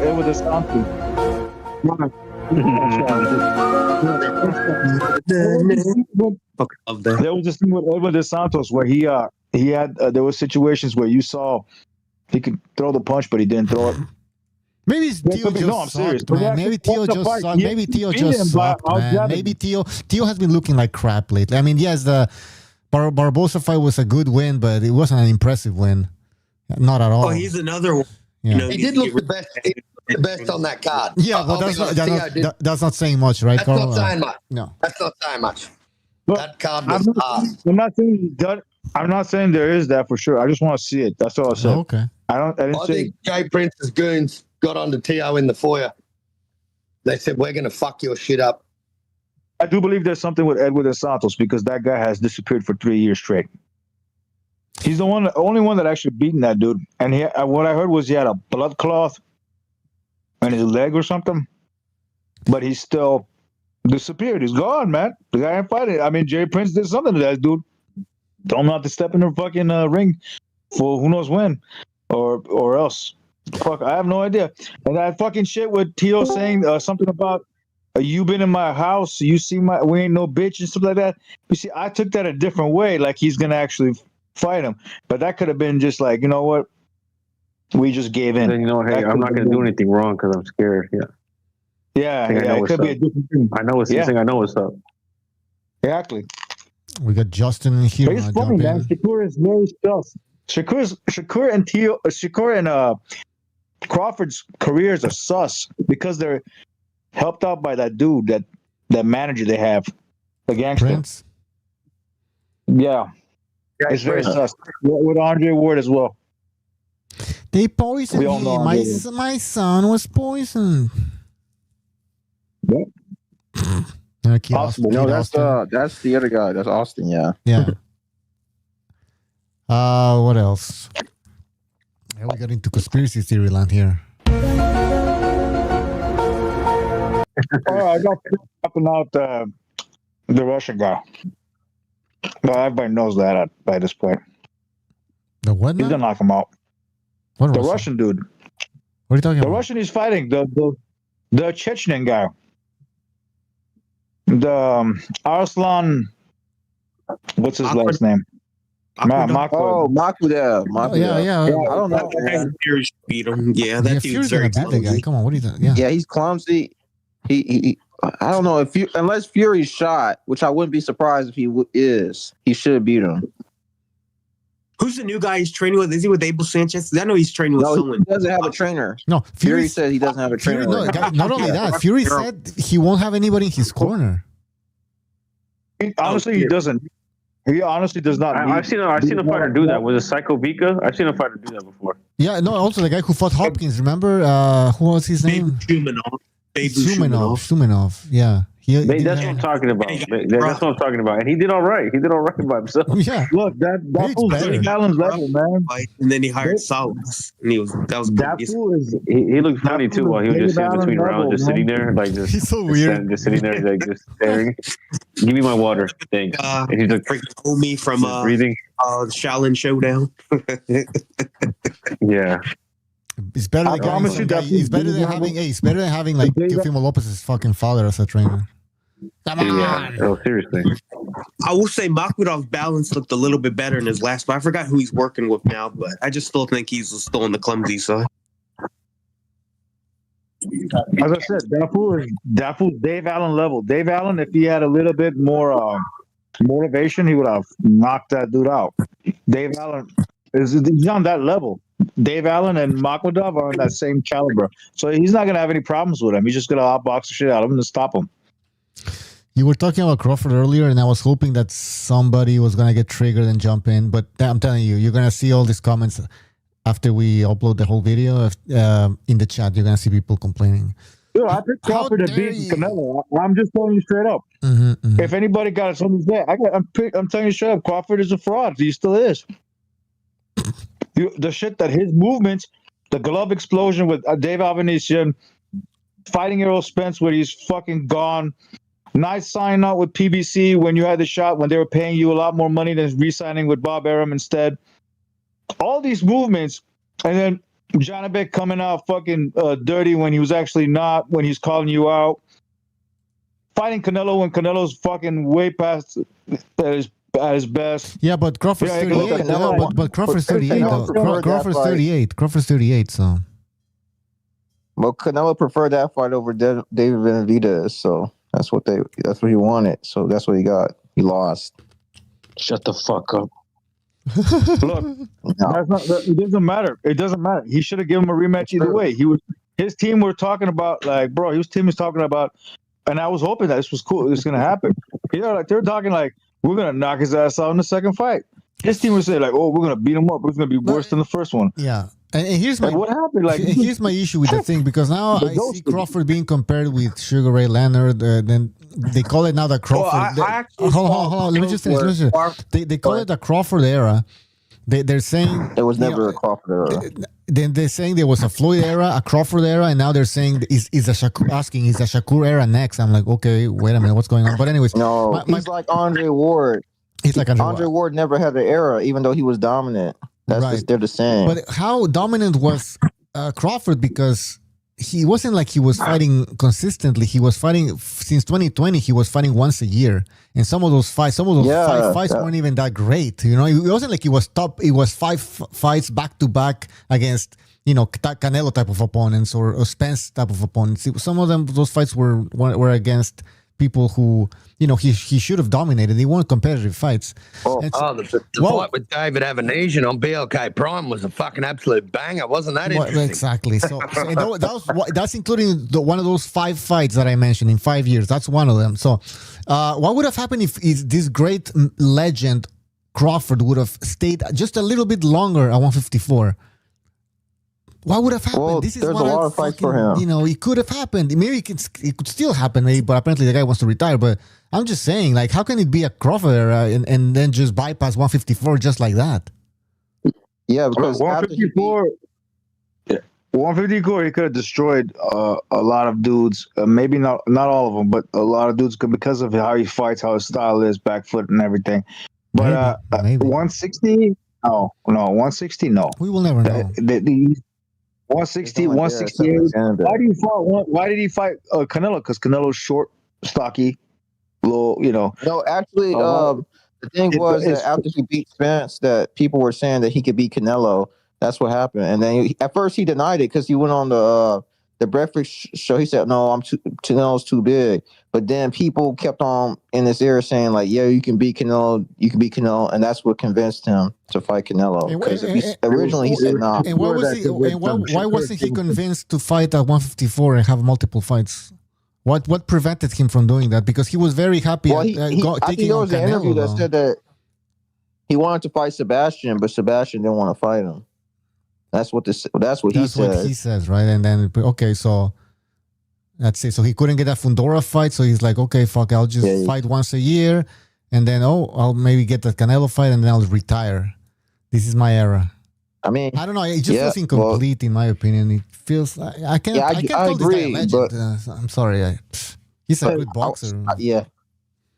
Very good Crawford boxer. is Very good boxer. Man. It's Crawford. There's a reason why people call him Crawford, because he's a fraud. He can't call the guy a fraud because it sounds like it makes him seem like he's not good. Yeah, he's actually no. Because there's a lot of question marks, bro. Like those gloves exploding. Okay, but I kind of forgot about it. But then these movements that he just did recently just brought everything back up. Like, what do you mean Janibek is fucking tested positive after calling you out, and then you just duck a rematch with Canelo and all this stuff? It just thought, I'm like, dude, this is and he's the only one I've seen the gloves blow up on. Who's one guy that you saw recently that the gloves just? All right, we're gonna stay. Okay, listen, we're gonna go. That gloves still weird, but I mean, it was. Come on, man. It was against. But the thing is, yeah. I mean, I understand why he retired. He is 38, but the thing is that Canelo has way more rounds on his body. Canelo's been fighting since he was a teenager, so that's what people didn't understand. They're like, "Oh, well, he's over." Yeah, listen, Crawford's over. I understand the Canelo thing, but when it comes to Crawford, yes, he's 38 as well. So it's not like we can ask more of this guy. Say, "Well, stay a little bit longer until you're 39, 40." Yeah, but. I mean, I know we can't go back to the past and should have, would have. It doesn't really matter. But those 5 fucking years, he could have. Like, you know what, Bucho? You also could have, but yeah, it's.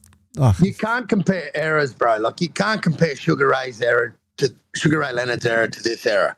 You just can't, bro. There's not the level of competition. We don't have everyone fighting each other. We just don't have that anymore, man. So. The so-called golden years of those eras where Sugar Ray Leonard, they had the 4 kings. We can't compare them, man. And it's kind of a slight against Sugar Ray Leonard, in my opinion. Like, yeah, Crawford's the best of this era, but I mean, at the end of the day, what does that really mean? Like, this era is pretty fucking weak, man, if I'm honest. This era had a lot more tenacity. I think he would beat Crawford. He had more tenacity. He had not only had the back foot understanding of fighting in the front foot, he also had a lot of tenacity, more tenacity than Crawford does. More dog, as they say. He had more dog. I think Leonard would have fucking seen the dude, to be honest. After seeing all this shit on me. Yeah. The way Leonard came back from a detached retina 3 years, and his tune-up fight was Marvin fucking Hagler. Like, it's not even comparable. It's not even comparable. You can't compare these guys, man. Like, they're not the same people. It's soft, way too soft. Yeah. All right, in the chat, we have SJK says, according to that guy, I think he's talking to Gypsy about Gypsy. Crawford is a fraud because Spence got in a car crash. And Janibek popped dirty and a leather glove ripped, a glove already inspected by the Nevada State Athletic Commission. There's a lot more than that, buddy. I just told you. He fucking ducked the rematch with Canelo. And then on top of that, that's a shit ton of shit you can keep. If you look at his shit, it's so sus. It is so sus. And that's why I cannot respect it. And what he said, his whole team is saying we're gonna knock him out if he fights us the second time. And then when that fight, literally, he says, "I want Crawford rematch September this year." Boom! The next day, I announced my retirement. What about that? Is yes. Some people were talking. Even Canelo was talking about. No, some people were talking about. Sorry, about the fact that Canelo should get his rematch because he gave Crawford an opportunity, and so now Crawford should do the same thing. What do you think about that statement? Is correct, incorrect? Well, I think when it comes to undisputed, bro, I think a rematch is warranted. I think a rematch is warranted. I mean, it's happened so many times over history. Why can't you do the rematch and beat him better the second time round? I mean, people are talking about he beat him so badly. Well, guess what? Fury beat the shit out of Wilder so badly in the second fight. They still had a third one. They still got another rematch. Yeah. Yeah, you should have it. It doesn't matter. It doesn't matter. You should still have it. Devin Haney made George Kambosos look really fucking average in Australia, and he got a rematch in Australia. Exactly. It's just warranted. A big fight like this is definitely warranted. But yeah, I think Crawford so too. you know, he has other plans, Crawford. But something tells me he's gonna come back because of his the amount of kids he has. Somebody told somebody. Oh yeah, he does, bro. He got 7 kids. He had 6 with one lady, and then he cheated on the girl that he was with, and he had a 7th child with another mystery lady that no one knows. But yeah, he's got a lot of kids.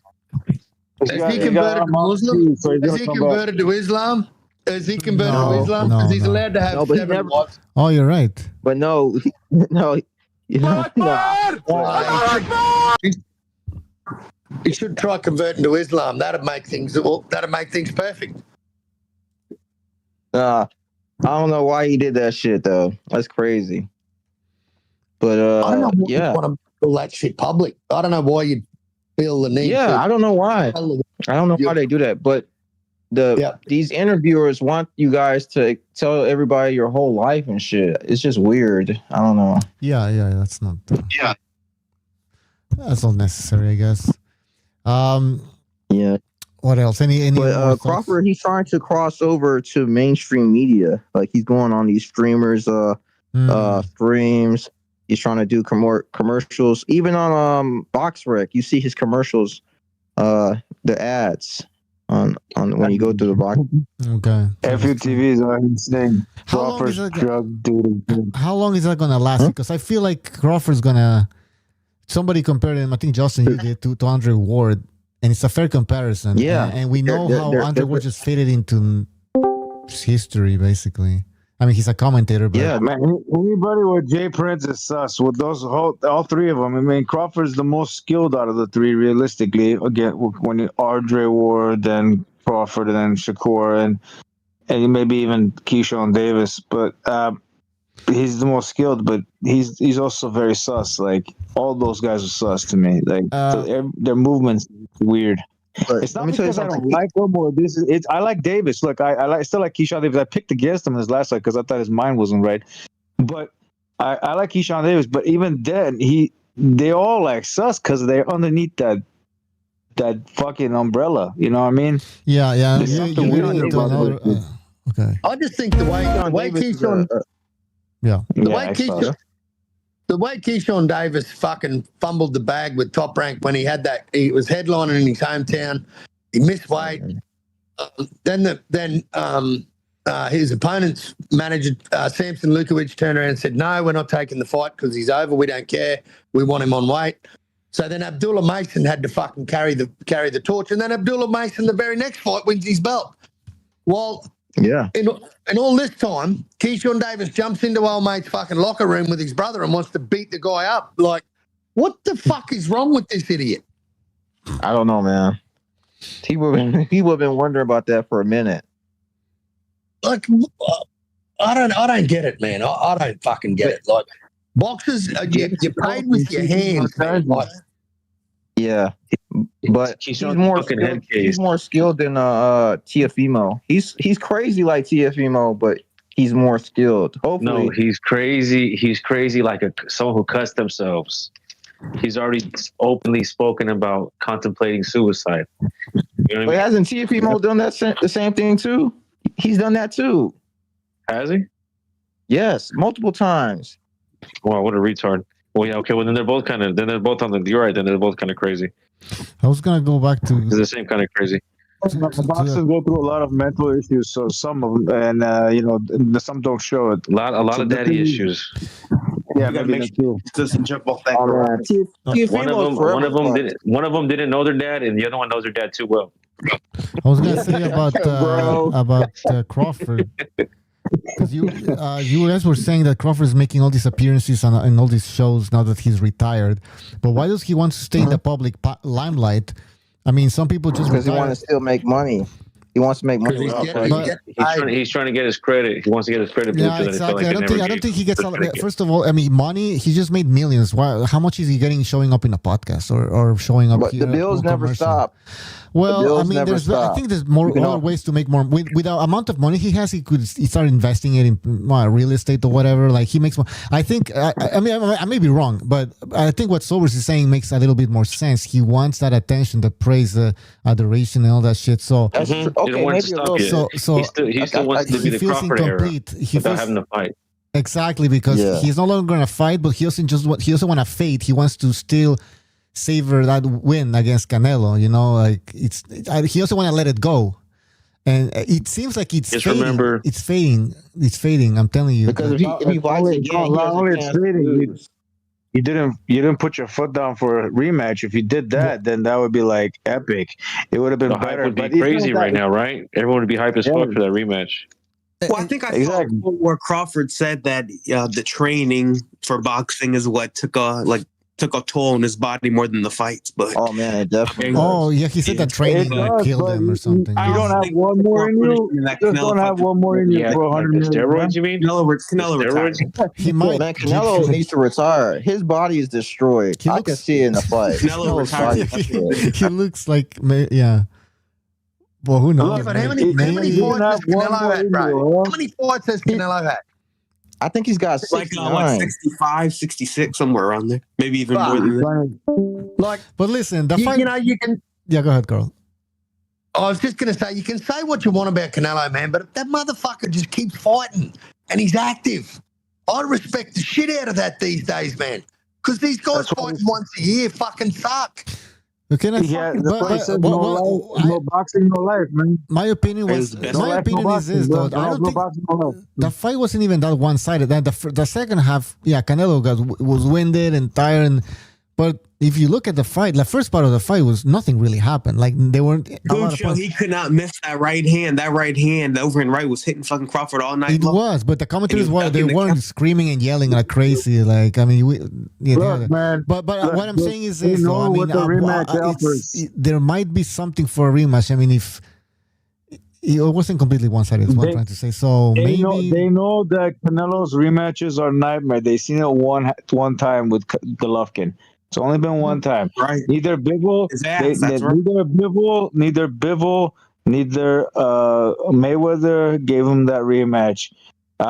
So Bivol, for different reasons, the fight didn't happen because he wanted it 168. Canelo wanted 175. Mayweather, we don't have to talk about that. We already know. And then fucking with this guy, obviously, look what he's doing. Rematches with Canelo are a different story, and they're giving the bullshit ass story with that. Oh, you know that he's gonna try to rob you and this kind of stuff, bro. You and him, Canelo and Crawford, both of them, I'm talking about. You got the same amount of pull in the boxing politics, so stop with the fucking horse shit. You guys have the same amount of pull. They got one of the strongest pulls in boxing. I don't know about that, man. And they're the same. No. They have the same level, bro. Canelo and him, they got the same level of pull in boxing. Crawford and they just Canelo? do what? Yes. Crawford has no pull. I'm sorry. Crawford fought Madrimov. Crawford fought Madrimov, and apparently didn't even sell that well. Like, here's my reason. You're getting it wrong, Bucho. I'm not talking about money. I'm not talking about money. What are you I'm talking talking about having boxing politics, having the influence of the judges, having the... No, they do. He does, bro. Because if you look, we're scoring the fight. We're scoring the fight 8-4, 7-5. If for Crawford, right? If that wasn't, if it was Canelo, if Canelo had more push, that would have been a split decision. It wouldn't have been a UD. But he has the same level of pull. I get what you're saying. I get what you're saying because Turkey was holding his hand the whole time, right? So, yeah. And then look at it when he pulled off this dumbass shit with the sanctioning bodies not paying him because of whatever reason. He just he wants to keep his money. Look where it's going. Every motherfucker's talking about this shit. They're talking about it like it's, oh my God, you guys have crossed the fucking line because Crawford did it. Now we all gonna talk shit about it. But like, where were you guys like years back? Like, which is because Crawford did it. I'm telling you, he got the same amount of pull as Canelo. If Canelo does something like this, Canelo would had the same amount of pull as him. They both had the same amount. So that fucking whole bullshit about you have a better. You're gonna rob me in the scorecards is nonsense. It's gonna be an honest, fair fight on the decision all right. scorecards. Can I say this? Can I just say this? I disagree because I think Canelo has more pull, and the reason I say this is when Canelo fought Jamel Charlo, that guy was fighting at 154 pounds. He was due to fight his brother from 160 pounds, but he didn't fight him. And he also went up and he fought Bivol at 170, and he also said he wanted to fight Bardu Jack, a cruiserweight, at 180. So that guy there, man, that tells me that if that guy can hold up fucking 5 divisions and challenge for a belt with guys in 5 different divisions, man, that guy's got a hell of a lot of pull. Bud Crawford cannot do that. No, Bud Crawford doesn't bring the money like that. That's why he doesn't have that pull. How does he have pull? Where does that pull come from? He has pull when it comes to boxing politics. The fucking yes, pull like that. I've been noticing that shit, bro. You see him fucking in like Ring Magazine. How many times they mention him retiring? We got it, bro. He retired. He's fucking bro. He's got a lot of pull. You just don't see it. He's American, and they think they can sell magazines. Yeah, go ahead. It's just that now that Crawford got the win over, now people are interested. Now people want him to come out of retirement. Dana White wants him to come out of retirement and fight in Zuffa. All these guys want him to. Now that he's got this big win, now that he's on top of the mountain, so to say. Now they want him back, and now they want him to fight. Well, I think everybody always wanted him to fight, though. I think everybody always wanted him to fight. He just wouldn't fight. I mean, it's not like people were ignoring the guy. I mean, people were like, "Oh, yeah, I don't want to see you." The people were like, "Can you please fight?" And this guy wasn't fighting for whatever fucking reason. Again, he fought 5 times in 5 years, from 2020 to 2025. Once a year, he was fighting. I mean, there's a guy over here on the Crawford era. Yeah. There's a guy in your chat saying that no one's offering him $100 million. I guarantee you, they're offering $100 million to get in the ring with Canelo. I promise. Yes, for sure, of course. And he doesn't. He's like, I'm not gonna sell my soul and all this, but I'm not gonna sell my booty. I think he will come back because, again, if we look at the behavior that he's displaying, first of all, he cares about what people say. He still complains. Oh, people are never gonna give me credit. People are never gonna give me credit. So you actually think you're concerned about what people say. Now he's appearing, according to you guys, in all this media presence, right? He's showing up to all these podcasts. So now, as his popularity begins to fade, because that win was gonna be eventually like a year ago, and people are gonna forget about it. How is that gonna affect his decision making, his behavior? It's gonna have to have a toll. He's gonna make a decision at some point. Either he has to reinvent himself, like into obscurity, or make a comeback. 50 Cent reinvented himself. He went from a rapper to a TV producer. Unless Crawford can reinvent himself and become something else. With what charisma? No charisma, by the way. Outside the ring, he was never anything. Like anything special. Actually, right? he I think he had some, bought some properties out there in Nebraska. Of course he can do it. I'm talking about like his personality. Something like stay active in the sport in some capacity that's not fighting. Like he could. Some boxers can do that because they're very charismatic, but this guy is not really at all, and he's not a great commentator either. He's not. Not a talker. He's not a talker. You gotta be a talker, exactly. Yeah. He's not a talker. Well, he's gotta find his way to reinvent himself some way. He can't. You're gonna need that. He's gonna have to come back. He's gonna have to come back. I'm telling you. I think he's gonna fall in love with that big paycheck, Bucho. That's what I think. I think like we hear it from all these fighters, bro. They're retiring. How many fighters of late have we heard retire and then come out of retirement, bro? Like all the time. Come on, it's not like. Well, Tyson Fury's doing it right now, so exactly. Tyson Fury's retired 48 times in the last 7 years. And by the way, Crawford's 38, so he's probably thinking, okay, maybe I want to come back, but I don't know. I'm not sure. And he's like, oh shit, if I keep fucking waiting, it's going to be too late later on. Like, it has to be now. So I'm telling you, just give it He's probably waiting for the perfect opportunity. Yeah. You know what? He's going to have to wait a year. He's not going to jump back into a fight. He won't. And that's what Canelo wants. Canelo wants to do what Sugar Ray Leonard did to Duran. He wants to get him straight back in there. Get him straight back in that ring. Mm-hmm. Don't give him the time to prepare, because I think that played a big part, bro. I think that having that whole year off and being able to get yourself to that weight, I thought the weight was just too much, man. Me too. I was shocked, man. If he would have just went directly, he probably would have lost. Exactly. And this is where I'm saying Canelo wanting the rematch straight away in September. Doesn't give Crawford the 12 months time to get his body right and build up the muscle and then get down to be able to fight at 68. See, I never took that into account. If you do that in an 8-week, 9-week training camp, you cannot do that, man. Your body cannot physically put mass on and you do the endurance work, man. Your body just burns every fucking calorie you absorb. It just eats it. So you cannot. And if you do it the slow way over a year, if you do it over a year, man, of course you can do it. Like, of course you can build muscle. You'd be surprised what fitness goals you can hit in a year. I've seen a lot of people hit their goals in a year. Man, like, he had the right. I never even took that into account. I never even gave that batted an eyelid at that. I just thought the weight jump's just too much. It's going to be too much for him. FUTV got a saying. He's saying that his drug man has died. That's the reason why he doesn't want to continue. Oh, he said, yeah, he is saying that. His drug man has died, bro. The thing is, it could be a thing as well. It's like it could be. I'm not saying 100% sure. I mean, Fury has found a new drug man apparently. Have you noticed the guy that was sitting next to him? No. The way he talked about, like, oh yeah, that's his new drug man. Whatever that guy is a doctor apparently. And oh, definitely. Tyson Fury has been caught on steroids before, so I mean, well, that's right. Everybody's doing this shit. The thing is, what Klitschko was it? Klitschko. Hey, that's all I say. All I said, he has been caught on steroids. That's all I said. Yeah, I know. You know why he's been caught? It's because he beat the shit out of Klitschko. Klitschko came back too. Klitschko made lots of money. He came back to fight Anthony Joshua. Hey, you guys. Yeah, there's nothing knocking on Klitschko, but the thing is, Klitschko tried to fuck his career over. That's the reason why. Guys, he could have fought Joshua too, but his brother told him not to. He said go to the decision. Hey guys, this is something I played earlier when you guys want to hear, but I want to hear your take on this. All right, listen, it's Tyson Fury speaking about Usyk. Right. It's not me wanting. Listen, at the end of the year, he'll be begging me for a third fight.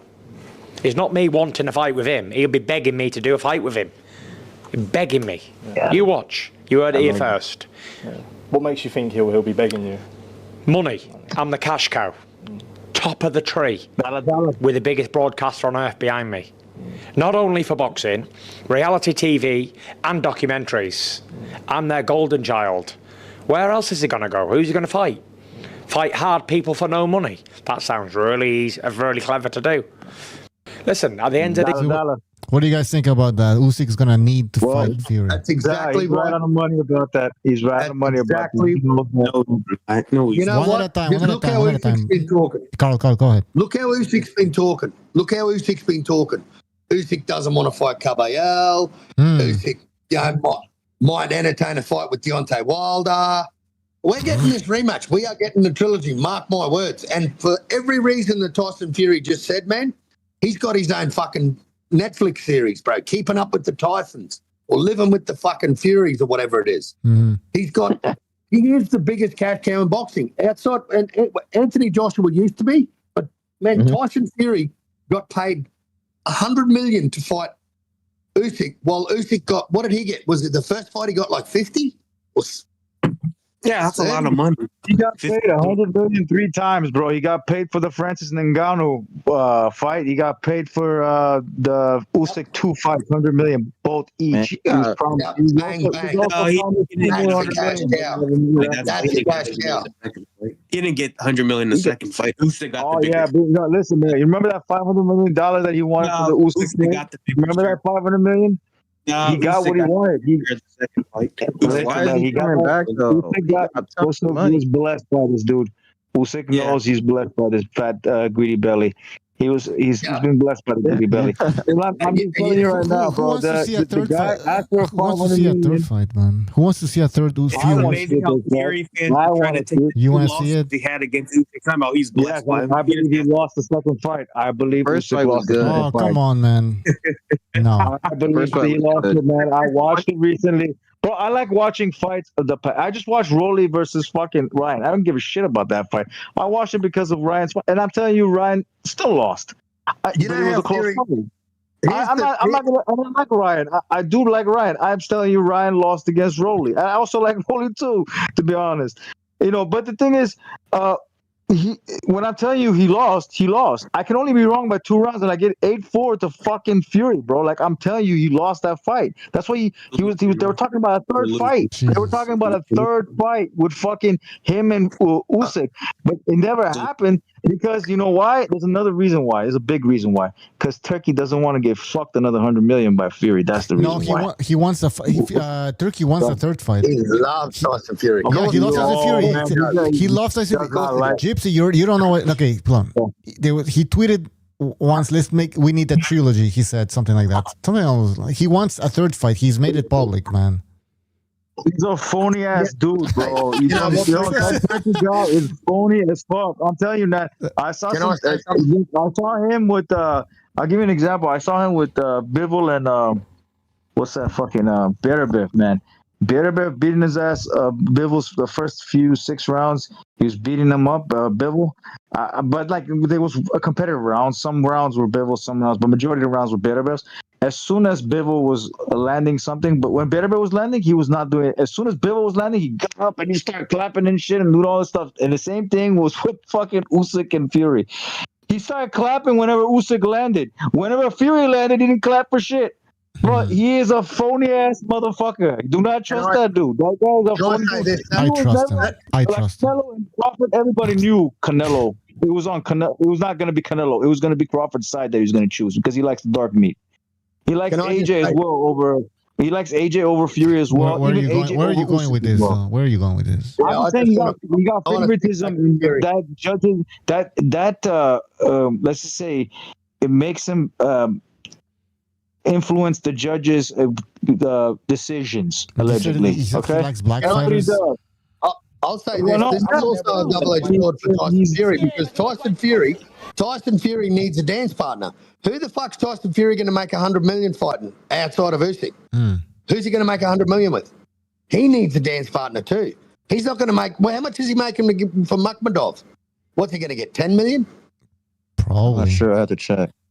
That's like he's not going to make the fucking purse. He's going to tenfold his purse. So of course Fury's going to hype up a fucking trilogy that he knows he's not going to win because it's another huge payday for him. Yeah, well, there's an AJ. Why not book an AJ? What about an AJ fight? An AJ fight that makes. Yeah, but we don't know when AJ is washed. He's out of the picture You guys now. don't know. You don't see it. AJ is completely washed. He's done. AJ is. That's why you call him ABJ. It's for a reason. He's a bum. Anthony, but it is huge. That is a massive fight in England. That is a big. That will be. It always was. It still is, man. He's gonna go to destroy. AJ's more popular now than he was before because he knocked out Paul. Yeah, great point. Great point. And then even the accident, I think, man. Yeah. He got rocked by the influencer in the 5th round while he was doing work on the fucking influencer. Come on, man. He got a shot. And his legs were unsteady. A cruiserweight that landed a shot like that on you, bro. He was landing jabs on you too. What is Fury gonna do to your ass, bro? He's gonna fucking kill you. I love this Oompa fucking songs. Listen, man. Listen, bro. I would love to see AJ get killed by fucking Fury. I would love to see it. I would love to see that fight. Gypsy, why do you hate? Why do you hate AJ? Why do you hate AJ so much? Tell us. Because AJ is he's a bigger star than Fury. He's a fraud, similar to not the same as Crawford, but a different type of fraud. He is a fraud himself. Special fraud. Trust me, I'm gonna tell you why. Look, this little accident that he had, well, you think it wasn't like premeditated? It's already you don't think there was something sus about that accident? This is a reason to avoid about it. Okay, X-Files again, bro. I love it. I love Mulder and Scully. Now you're saying the I car love Mulder and accident. Scully, but Mulder and Scully's not here right now. Now the Okay, car Mulder and accident. Scully's not here right now. Okay. I'm telling you that it's very sus that him asking. Look, Mike Tyson did not get 70 million, and he's a bigger star than Anthony Joshua. Even him being out of the ring for who knows how long. He's the biggest star that boxing ever had, actually. To be honest, Mike Tyson. And he only pulled in 20 million. This motherfucker got 70 million to fight with Jake Paul. You don't think he sold some part of something in his life for that kind of money? No, and then he's already bigger star currently right now. He gets fucking tagged. He's more in his prime. He's more in his prime. Offed. But I mean, it's we like all know that Tyson was old. he's going to get a $400 million contract to sign with the team. No, he's going to get a lower deal compared to a guy that's in his prime right now, quarterback. That's just how it is. Is licking his. It'll be easy money for him. Easy. You know what's a nightmare matchup? Fabio Worthy is a nightmare matchup for Fury, but I feel like he's a good fighter. Good fighter. I think I prefer. And he's a good chance he's gonna get knocked out. People are saying that Gypsy. I got to bounce. Bucho and guys. Thanks for having me. I've just got some tinfoil hat sessions I got to attend. Yeah. I got to. Thanks for having me, mate. Do a little bob and everything, bro. Right, see you, man. Enjoy it. Conversation. And question everything. The truth is out there. Question everything. Well, yeah, in the chat, people are calling Gypsy a conspiracy theorist. Okay, look, man, I like conspiracies. You don't like conspiracy theories? No, I like them. You know, I like them. You know, but the car, Gypsy, the car accident. What are you implying? Like, come on, man. What do you mean? Come on. Like you don't see that predict? You just didn't see. When I heard it, I'm like, bro, that's what he sold. We were like, what did he sell? We were all before the fight took place. Before the fights even took place, I was like, what did this motherfucker sell? You remember me coming in? I'm like, he sold his butt cheeks? He sold his butt cheeks. I kept saying he sold his butt cheeks. But I don't know what he sold. Because we knew he was going to knock his ass out. But what did he sell? He sold his fucking friends. That's what he sold. No, that's not what he did. The mistake he did is went to Nigeria. This is crazy. He should have never went to. He does it all the time. He went to Nigeria to celebrate his win after he beat Andy Ruiz. He goes there a lot. I'm like, it's December. You should just chill. Wait till next year to go to. But you know, sometimes people just do stupid things. Because I'm originally from Nigeria, and I wouldn't have done that. Gone to December. You know, just wait. Just wait. You're originally from Nigeria. Yeah, I thought you were a white guy. No, I'm not. The hell? I always thought you were Justin. It sounds like a white guy name. Like, hey, Justin. You're saying it wrong. You're saying it wrong. It's Julston. It's Julston. Where's my? Oh, wait, hold on. I have one. I'm gonna say something. Any day of the week. Wasn't there a guy named Justin Juco? He was like from Africa, the boxer, wasn't he? Oh yeah, that sounds familiar. I would never lose to a white boy in my life. I don't care what nobody got to say. Listen, can't no white boy beat me. He's gonna be Justin next time. All right. So what were we talking about? I forgot. Oh yeah, the car accident. Okay, Gypsy just going crazy. AJ. Yeah. Yeah, that's just bad things happen sometimes. And that guy was incompetent. The driver was bad. But sometimes, that's what happened. Corruption happens in a place like Nigeria.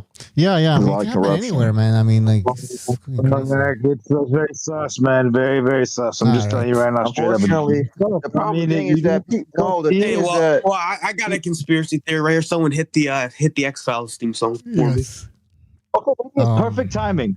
Maybe it's perfect timing. Maybe it should have been, man. But you don't have to you gotta be a sucker not to question that. You gotta question the car accident. It's weird. A car accident is not weird. They happen all the time. Myself. They happen all the time, man. Sometimes it's not your fault. It's not your fault. Maybe. Okay. With car accidents, sometimes it's not your fault. Somebody just does something stupid, and you're in a situation now or a circumstance. That's what happens. That's I would say Errol Spence is like that. In the chat, but not this guy. In the not chat, this situation. In the chat, they're saying the Armenian is knowledgeable. So I guess they're agreeing with you. Thank you, but You know, I'm gonna tell you something about Nigeria. Makes you guys gotta think about before the next time you use the N word. When you say nigga, you know what that means? No. In African, it means king. So think about it next time. In African, whatever language. You know, they have many languages. You know? There's not one African language. You know, like which language? I don't know. Zimbabwe. I don't know. Fucking, I have no idea. It's probably Nigerian. East Africa. I don't know. Central Africa. So next time when you say, correct yourself. Don't even fucking say that shit because you're just pretty much. Thank you for the knowledge. I think it's Ethiopian. Yeah. Yeah, maybe. Ethiopian? Yeah, maybe. I don't know. It's probably. But yeah, so yeah, he's a fraud.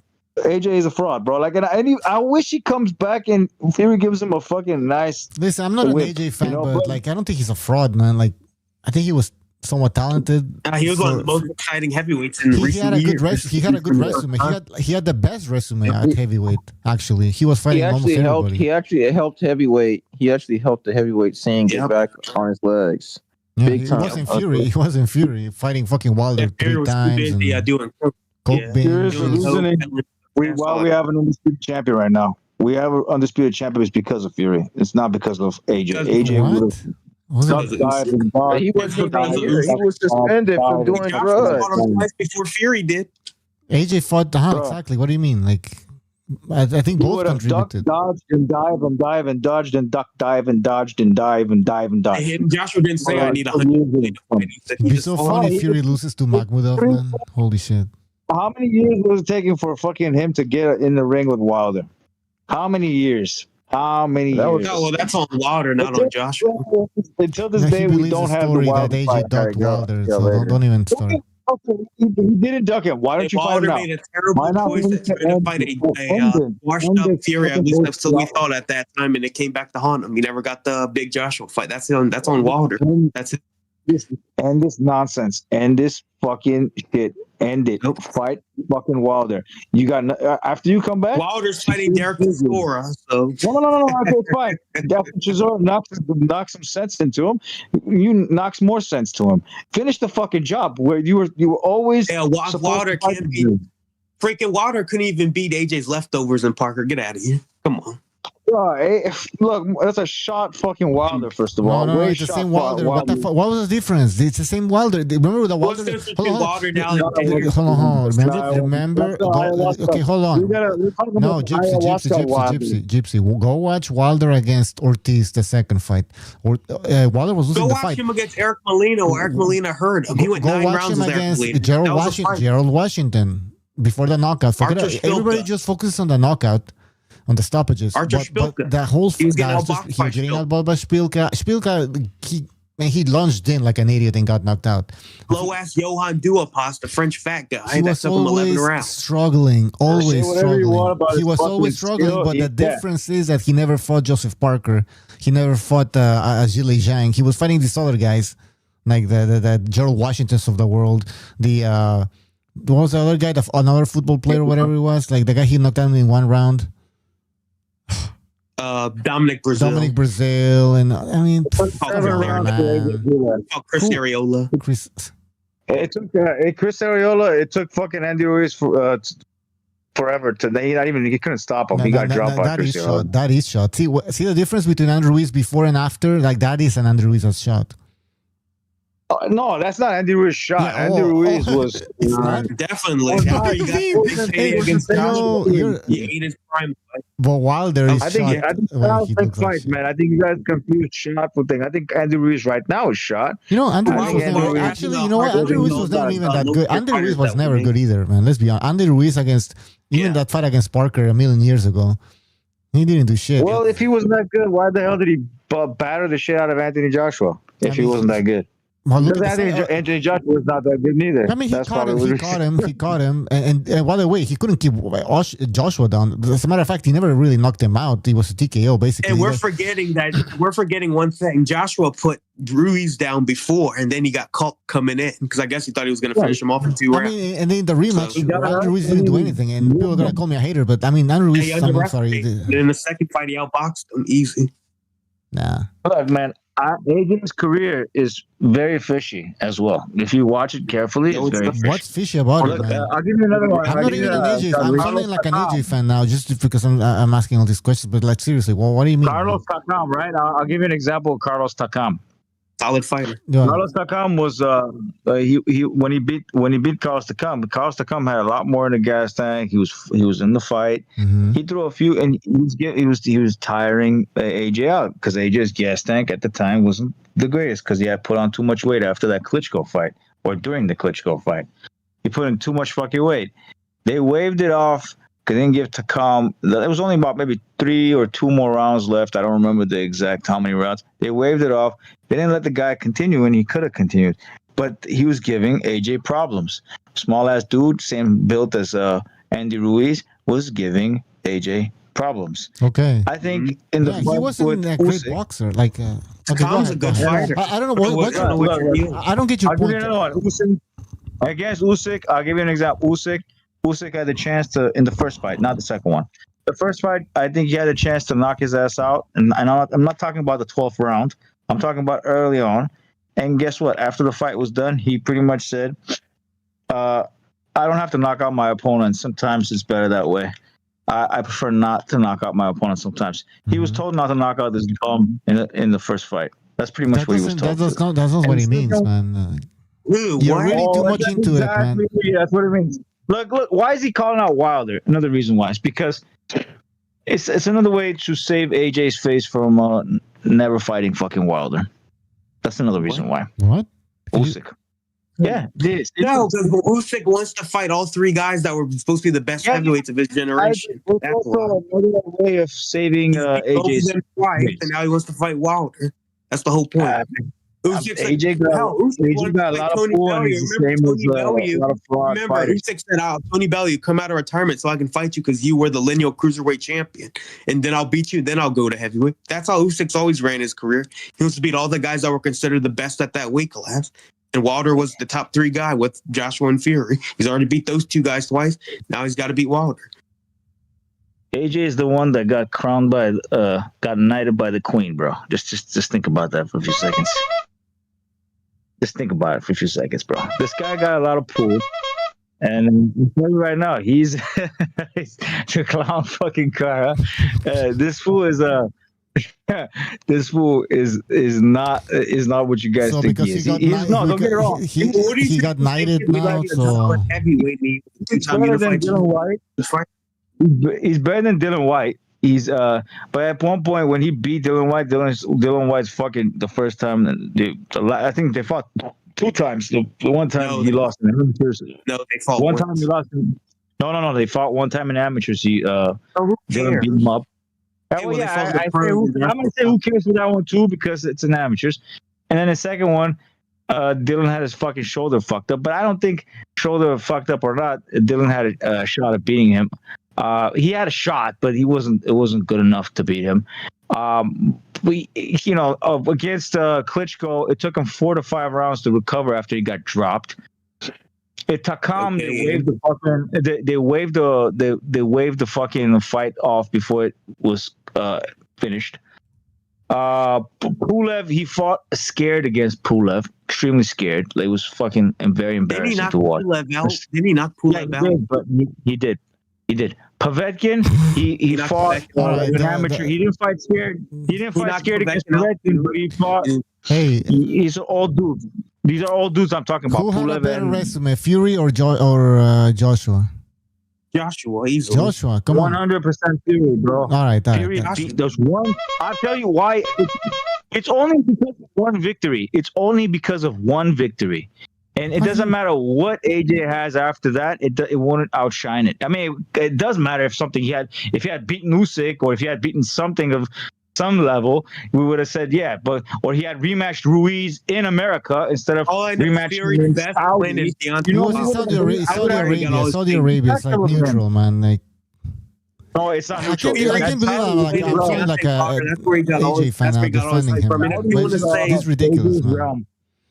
And if you want to say Klitschko was Fury's best win, well, Joshua knocked out Fury's best win. He actually got the stoppage. Fury did. Yeah, Fury nearly stopped him in the 11th, and he was protected. You know he did. They put the whole stadium. All right, we got. All right, I put it up there. I showed you that the ref came in and stopped the fucking. We gotta end the show, man. We gotta end the show. It's 11 here. Over here, so I'm gonna say one more thing. Yeah, he's so pretty much there's one victory that he has, and that AJ till this day does not have one. Usyk has those type of victories, but AJ still doesn't have that kind of victory. Even I think Parker has those type of victories. Is that he beat the guy in his own backyard, Klitschko, and he also beat Wilder in his own backyard.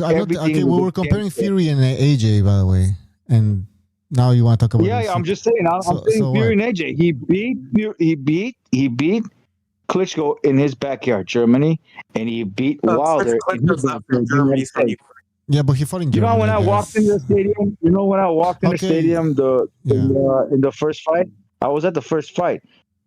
There was so many people rooting against. I mean, there was a lot of British fans, a lot of pikeys, as they like to call them, gypsies or whatever. Mm-hmm. They were over there, rooting for Fury, but there was a shit ton of Wilder fans that just wanted to see Fury get knocked the fuck out. A lot more on that side than was on Fury's side. What's a shit ton? I mean, a lot. I mean, like more than half. I couldn't count. I mean, it was big. Okay, come on. Yeah. I went up the elevator. I have a bunch of bomb squad fucking dudes, just bomb squad, a lot of them, just a shit ton. And I'm telling you now, that fight was what made fucking Fury famous, first of all, because of that 12th round knockdown. And yeah, that was it. That was the main. But the thing is, though, nothing was in his favor. Wait, what? And the same thing was not in the second fight. Not even in the second fight. It wasn't. It was not in his favor. He dropped him. He got a point deducted. You guys forgot about that. He got a point deducted after he broke his skull in. Why did he get up? Why did he get up? Was it the holding or leaning on the guy? Nothing, bro. He just I forgot what there was nothing there. Was in Fury's favor. Why was he allowed to foul so many times without getting DQ'd in that fight? Bro, he was damn near fucking getting DQ'd, but he fucking got the job done. He wasn't. He was allowed to do whatever he wanted to Wilder, and Wilder's dumbass fell for everything dirty against him. Tell me one fight where AJ everything is against him. It never happened. Usyk, he didn't get the decision. That's why AJ he was supposed to get the decision. He was fighting a better fighter. He was supposed to go. Was against him. All right, listen. I don't know. We're gonna end this AJ hate from Gypsy. We're gonna call it a night.